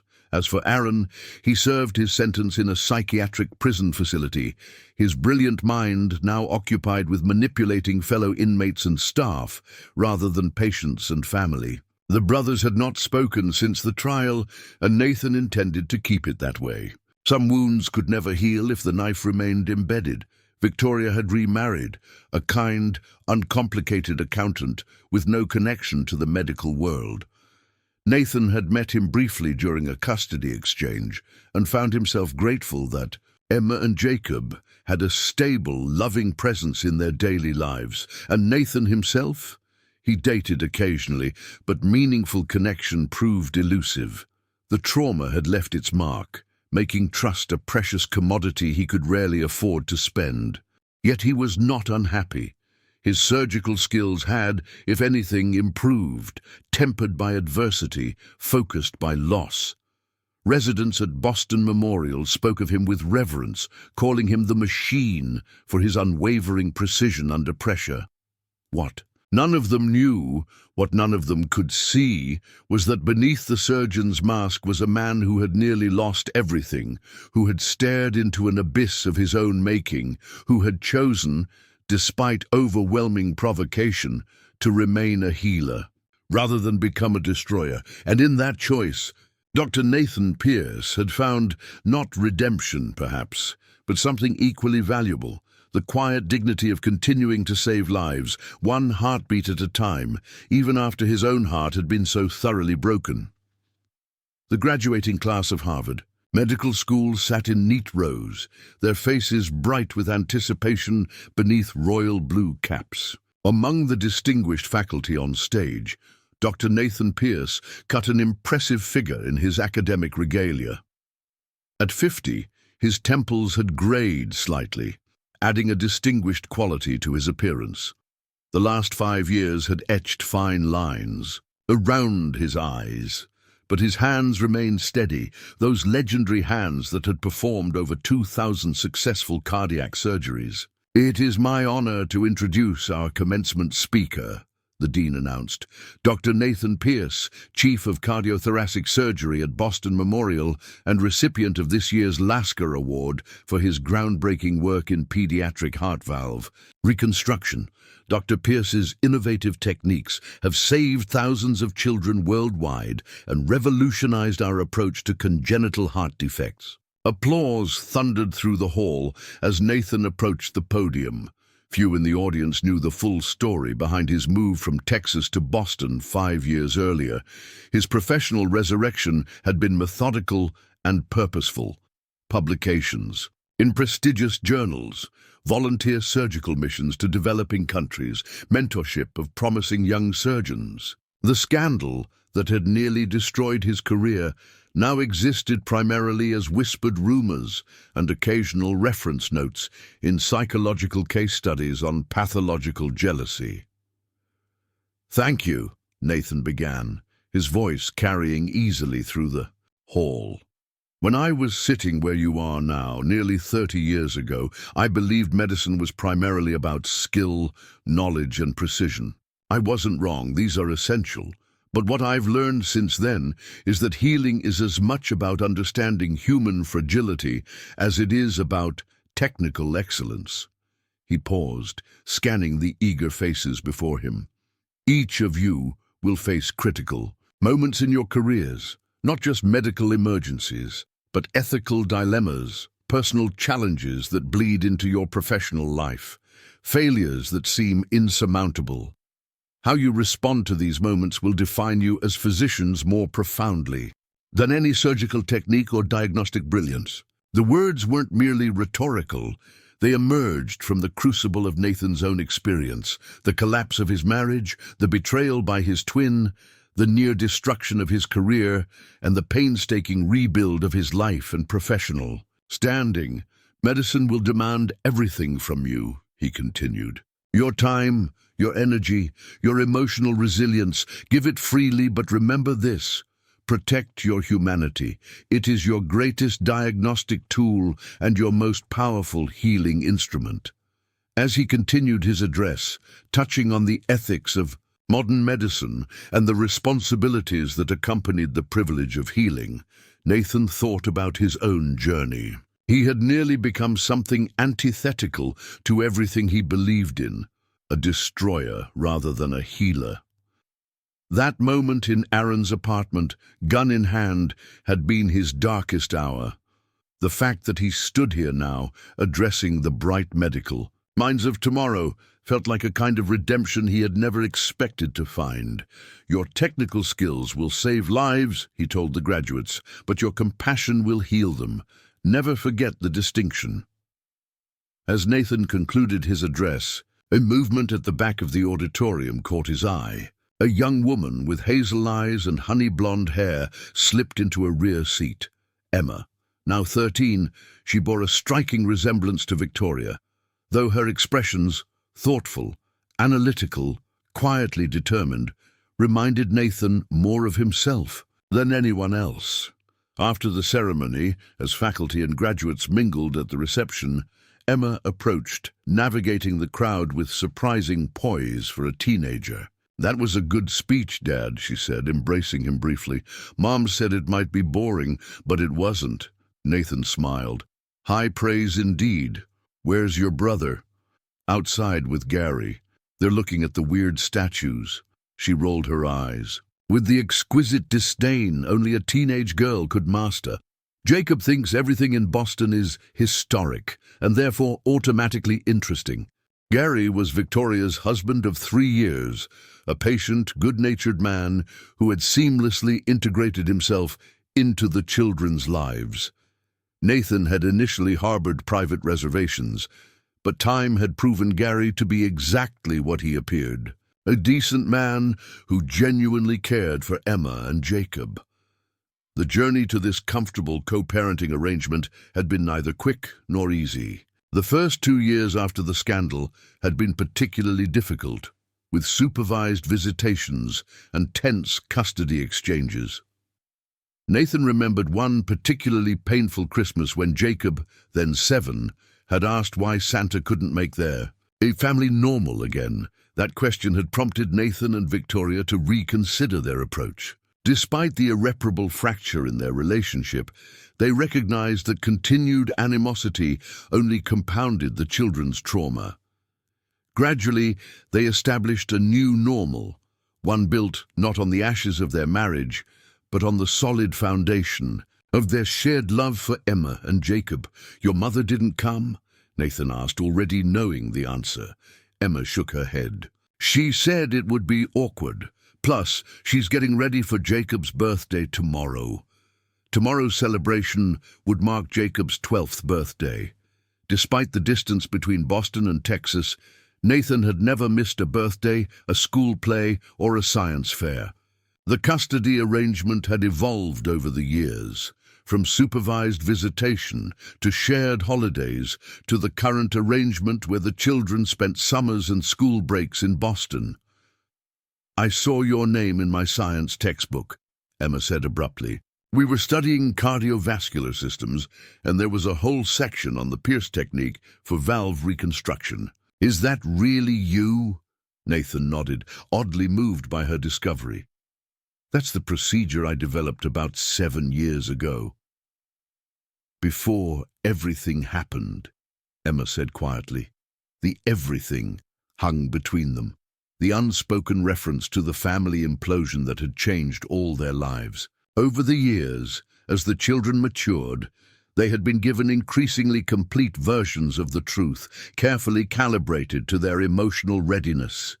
Yes, Nathan confirmed, before everything happened. Emma considered this, her expression thoughtful. Ms. Patel, she's my science teacher. She says you've saved more lives than anyone else at your hospital, that your research changed how doctors fix hearts. Ms. Patel is very kind. Is that why you still do it? Save people? Emma persisted, her adolescent directness cutting through social niceties. Even after everything, Nathan regarded his daughter, not biologically his, but his in every way that truly mattered. I do it because it's who I am, he answered honestly. The circumstances of our lives may change, Emma, but our core identity, what drives us, what gives us purpose, that remains. She nodded, seemingly satisfied with his answer. I'm thinking about becoming a doctor, she announced. Not a surgeon, though. I want to be a psychiatrist. The irony wasn't lost on Nathan. Any particular reason? I want to understand why people do the things they do, she said simply. Why do they hurt each other? Why do they lie? Maybe if someone had really understood Uncle Aaron earlier, everything would be different. Nathan felt a surge of pride mingled with sadness. At 13, Emma was already grappling with the complexities of human behavior, already seeking to transform personal trauma into understanding and healing. Speaking of Uncle Aaron, Emma continued, her voice dropping slightly, he sent me a letter for my birthday. Mom intercepted it, but I found it on her desk. Nathan tensed. Did you read it? No, Emma replied. I burned it. I don't want anything from him. The revelation about Aaron's letter troubled Nathan deeply. As he continued mingling with colleagues and graduates, his mind kept returning to this unwelcome intrusion. Aaron Pierce had been released from the psychiatric correctional facility 6 months earlier, after serving just under 5 years of his sentence. The news had reached Nathan through his attorney, along with the restraining order that prevented Aaron from contacting Nathan or the children. Victoria had her own separate order. According to the limited information Nathan had received, Aaron had been a model prisoner, compliant, engaged in therapy, seemingly remorseful. The parole board had been impressed by his apparent rehabilitation. But Nathan knew better than most how convincingly Aaron could present whatever facade served his purposes. The prison psychologist's report, which Nathan had reviewed prior to Aaron's release, had been cautiously optimistic but contained concerning caveats. Patient demonstrates intellectual understanding of his actions and their consequences, the report stated, but emotional insight remains limited. Narcissistic tendencies persist, though less overtly expressed. In other words, Aaron had learned to hide his pathology better, not overcome it. Last Nathan heard, Aaron had relocated to Arizona, unable to practice medicine due to his felony conviction and the revocation of his medical license. He reportedly worked as a medical consultant for a pharmaceutical company, still adjacent to medicine, still leveraging his knowledge, just without direct patient contact. Dr. Melissa Rivera, who had performed Aaron's emergency surgery after the shooting, had maintained professional contact with him during his incarceration as part of a research study on personality disorders in high-functioning professionals. She had confided to Nathan that she believed Aaron's apparent reformation was strategic rather than genuine. He's playing the long game, she had warned during their last conversation. People like Aaron don't change their fundamental patterns. They just adapt to new circumstances. You don't need to worry about him, Nathan assured Emma, despite his own concerns. He can't harm us anymore. Emma's expression suggested she wasn't entirely convinced. Jacob Googled him last month, said he's giving talks about medical ethics at some conferences. Her tone conveyed exactly what she thought of that particular irony. Before Nathan could respond, Jacob bounded up, his face flushed with excitement. Dad, Gary showed me Paul Revere's house. Did you know the British called lanterns lanthorns? That's so weird. The conversation shifted to revolutionary history, summer plans, and Jacob's upcoming birthday party. But Nathan made a mental note to discuss Aaron's attempted contact with Victoria. They had maintained a cordial co-parenting relationship over the years, united in their commitment to protecting Emma and Jacob from any further trauma related to Aaron. Later that evening, at a quiet restaurant near Boston Harbor, Nathan sat across from Dr. Rebecca Chen, Chief of Pediatric Medicine at Boston Memorial. Their relationship had evolved gradually over 3 years, from professional colleagues to friends to something more intimate, though both approached romance with the caution of people who had experienced profound betrayal. Rebecca, a widow whose husband had died during a humanitarian mission in Sudan, understood loss and rebuilding in ways few others could. At 47, she carried herself with quiet confidence, her intelligence evident in her perceptive dark eyes. Emma seems to be taking an interest in medicine, Nathan mentioned as they shared a bottle of wine. Psychiatry, specifically. Rebecca smiled, following in her father's footsteps, just choosing a different path. That's healthier than most parent-child dynamics in medicine. I just worry about her motivation, Nathan admitted. She said she wants to understand why people hurt each other. That's a heavy burden for a 13-year-old.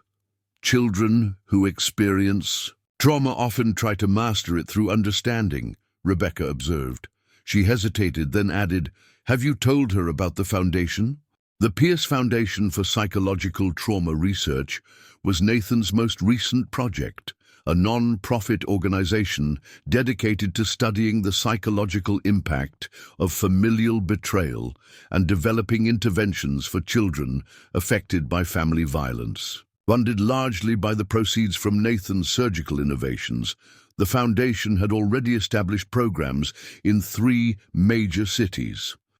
The idea had come to Nathan during a particularly difficult period, about 3 years after moving to Boston. Despite his professional success, he had found himself struggling with persistent anger and trust issues that affected his personal relationships. Traditional therapy had helped somewhat, but the breakthrough came when he began volunteering at a children's hospital, working with young cardiac patients from troubled backgrounds.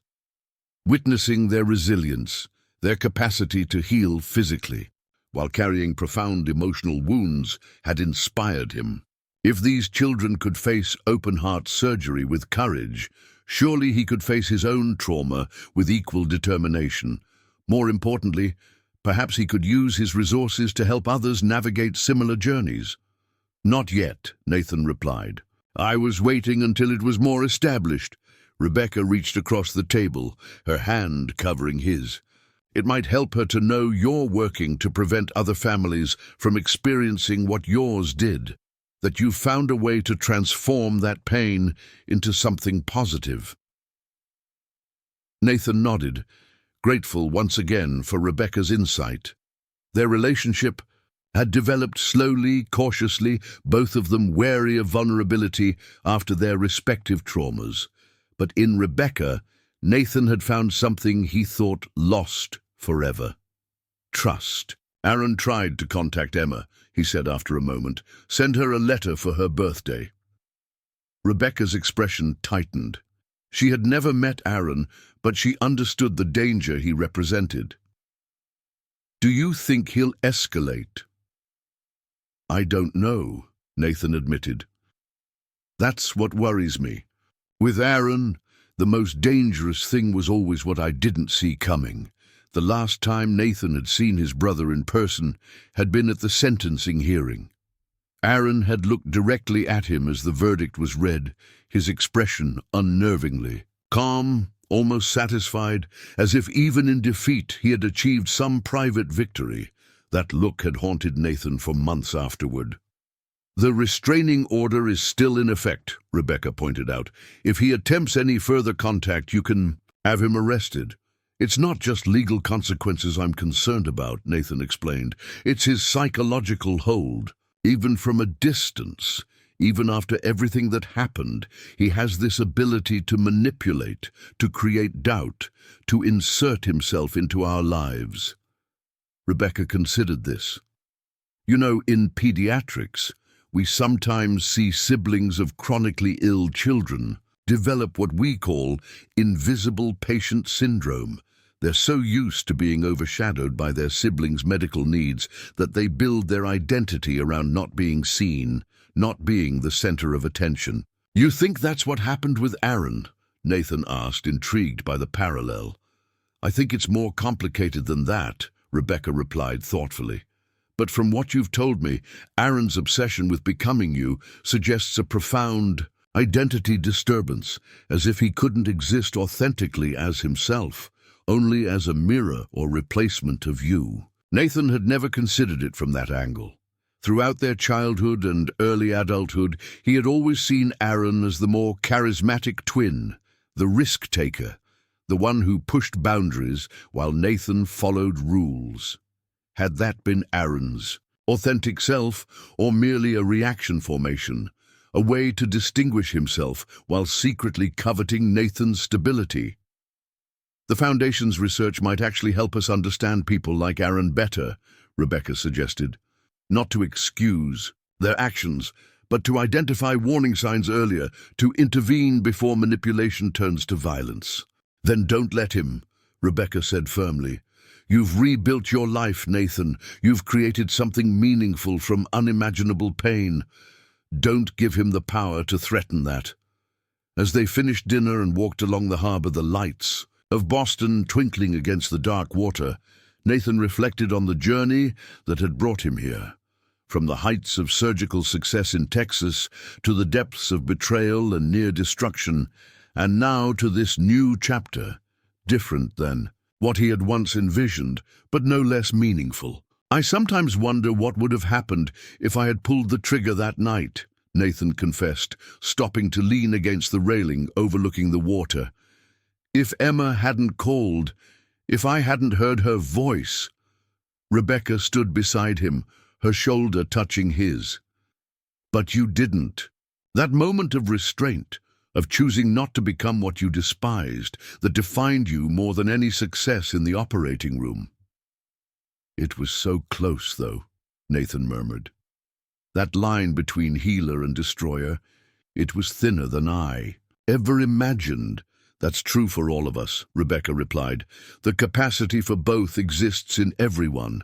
What matters is which one we nurture, which one we choose." They continued walking, passing other couples enjoying the mild spring evening, tourists taking photos of the historic ships docked nearby, locals walking dogs along the promenade. Normal life continues all around them, the kind of ordinary, moments that had once seemed permanently out of reach for Nathan. "I'm having dinner with Victoria tomorrow," Nathan mentioned, "after Jacob's birthday celebration. I need to discuss this situation with Aaron directly." Rebecca nodded.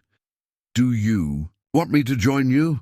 "No, this is something we need to handle as co-parents. But thank you for offering." He squeezed her hand gently. "Your presence in my life has made everything easier to navigate." It was the closest Nathan had come to expressing the depth of his feelings for Rebecca. After the collapse of his marriage and the revelation of decade-long deception, emotional vulnerability did not come easily. Rebecca, with her own history of loss, understood his measured approach to intimacy. "You've done the same for me," she replied simply. The following evening, after Jacob's birthday celebration at a local science museum, Nathan and Victoria sat across from each other at a quiet cafe near her hotel. Gary had taken the children, for ice cream, giving the former spouses privacy to discuss Aaron's concerning behavior. Victoria had aged gracefully in the 5 years since their divorce. At 40, she retained her beauty, though her style had evolved from the polished glamour of a surgeon's wife to something more subdued and professional. She now worked as a patient advocate at a medical center in Austin, a career she had built from scratch after the scandal, using her personal experience to help others navigate complex healthcare situations. "Emma told me she found the letter," Victoria said without preamble. "I should have destroyed it more thoroughly." "What exactly did it say?" Nathan asked. Victoria sighed, pushing a strand of hair behind her ear, a gesture so familiar it triggered an unexpected wave of nostalgia in Nathan. The usual manipulation, how he's changed, how he's recognized the damage he caused, how he wants to make amends to the children. He included his contact information and suggested Emma reach out when she was ready to hear his side of the story. Nathan's jaw tightened. His side? After everything he put those kids through? He also mentioned he's writing a book, Victoria continued, her expression grim, about psychological obsession between twins and the complex dynamics of identity theft. His publisher is apparently very excited about the unique perspective. "Of course they are," Nathan muttered. "Nothing sells like scandal packaged." "A psychological insight." Victoria nodded, her fingers toying with her teaspoon. "Nathan, I'm worried. This feels like the beginning of something, not a one-off contact attempt." She was right. Aaron had always been strategic, patient. A single letter was likely just the opening move in whatever game he was now playing. "Have you spoken with your attorney?" Nathan asked. "Yes. The restraining order is still valid, but it only prevents direct contact. There's nothing legally stopping him from publishing whatever narrative he wants to spin." Nathan considered their options. "We could file for an injunction against publication if the content is demonstrably false or harmful to the children." "That would mean a new court case," Victoria pointed out. "More publicity, more trauma for Emma and Jacob. Is that what we want?" It wasn't. The children had finally achieved some stability, some normalcy. Dragging them back into the public eye, forcing them to relive the family's darkest chapter, seemed cruel and counterproductive. "What about a preemptive approach?" Nathan suggested. "If Aaron's goal is to control the narrative, perhaps we should establish our own first." Victoria raised an eyebrow. "What do you have in mind?" "The foundation," Nathan explained. "I've been keeping a low profile with it, but maybe it's time to be more public. Share our story on our terms, frame it as a cautionary tale with a constructive purpose. Not for publicity, but to help others while simultaneously making it harder for Aaron to twist the facts." Victoria considered this. It could work, especially if the focus is on helping families heal from similar traumas rather than rehashing the scandal itself. Exactly. And it would give Emma and Jacob a context for understanding their own experience. Seeing how it's helping others might mitigate some of the pain. As they continued discussing strategies, Nathan found himself struck by the irony of their situation. Here they were, 5 years after their marriage imploded, collaborating more effectively than they had during many of their years together. The shared priority of protecting their children had forged a new kind of partnership, not intimate, but respectful and focused. "There's something else you should know," Victoria said after they had outlined their approach. "Gary and I are considering moving to Connecticut. His company is opening a new office in Hartford, and there's a hospital there looking for someone with my background in patient advocacy." Nathan absorbed this news. Connecticut would place the children much closer to Boston, close enough for regular weekend visits without air travel, close enough for him to attend school events and sports games. That would make the custody arrangement easier, he acknowledged. "But are you sure you want to leave Texas? Your mother, your support system?" Victoria's smile held a hint of sadness. My support system in Texas is also where everyone knows our history, where the children still sometimes hear whispers about that surgeon who almost killed his brother. A fresh start might be good for all of us."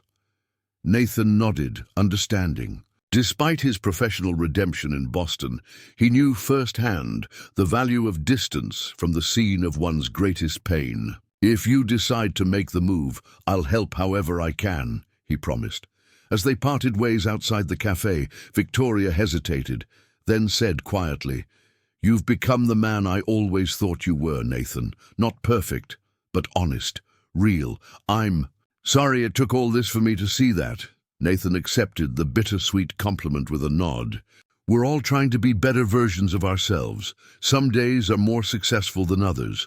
Emma and Jacob appeared around the corner with Gary, all three carrying ice cream cones and laughing about something.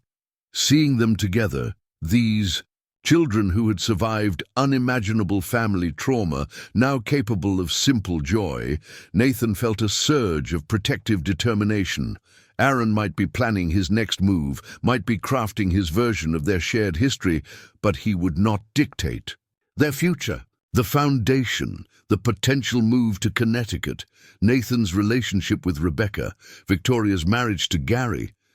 These were all steps forward, away from the darkness Aaron had created. "You're right," he told Rebecca later that night, his decision made. "Tomorrow, I'm going to tell Emma about the foundation. Show her that understanding doesn't have to come from engaging with those who hurt us. Sometimes it comes from helping others heal."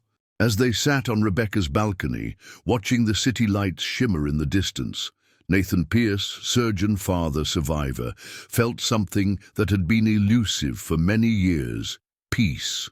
Not the perfect, untested peace of his earlier life, but something more resilient, more hard-won. The peace that comes from weathering the worst and finding, against all odds, that the capacity to heal, both others and oneself, remains undiminished. The scars remained, of course. Trust came harder, happiness felt more precarious. But the alternative, allowing Aaron's actions to define the rest of his life, was unacceptable. Aaron had once tried to become Nathan by stealing his life. In the end, it was Nathan who had truly redefined himself, not through genetics or marriage or professional accolades, but through the choices he made when everything was stripped away. Healer, not destroyer. Builder, not wrecker. Father, regardless of DNA. These were the identities that mattered, the ones that could never be stolen. And in recognizing that truth, Nathan had finally freed himself from his brother's shadow once and for all. Up next, you've got 2 more standout stories right on your screen. If this one hits the mark, you won't want to pass these up. Just click and check them out. And don't forget to subscribe and turn on the notification bell so you don't miss any upload. From us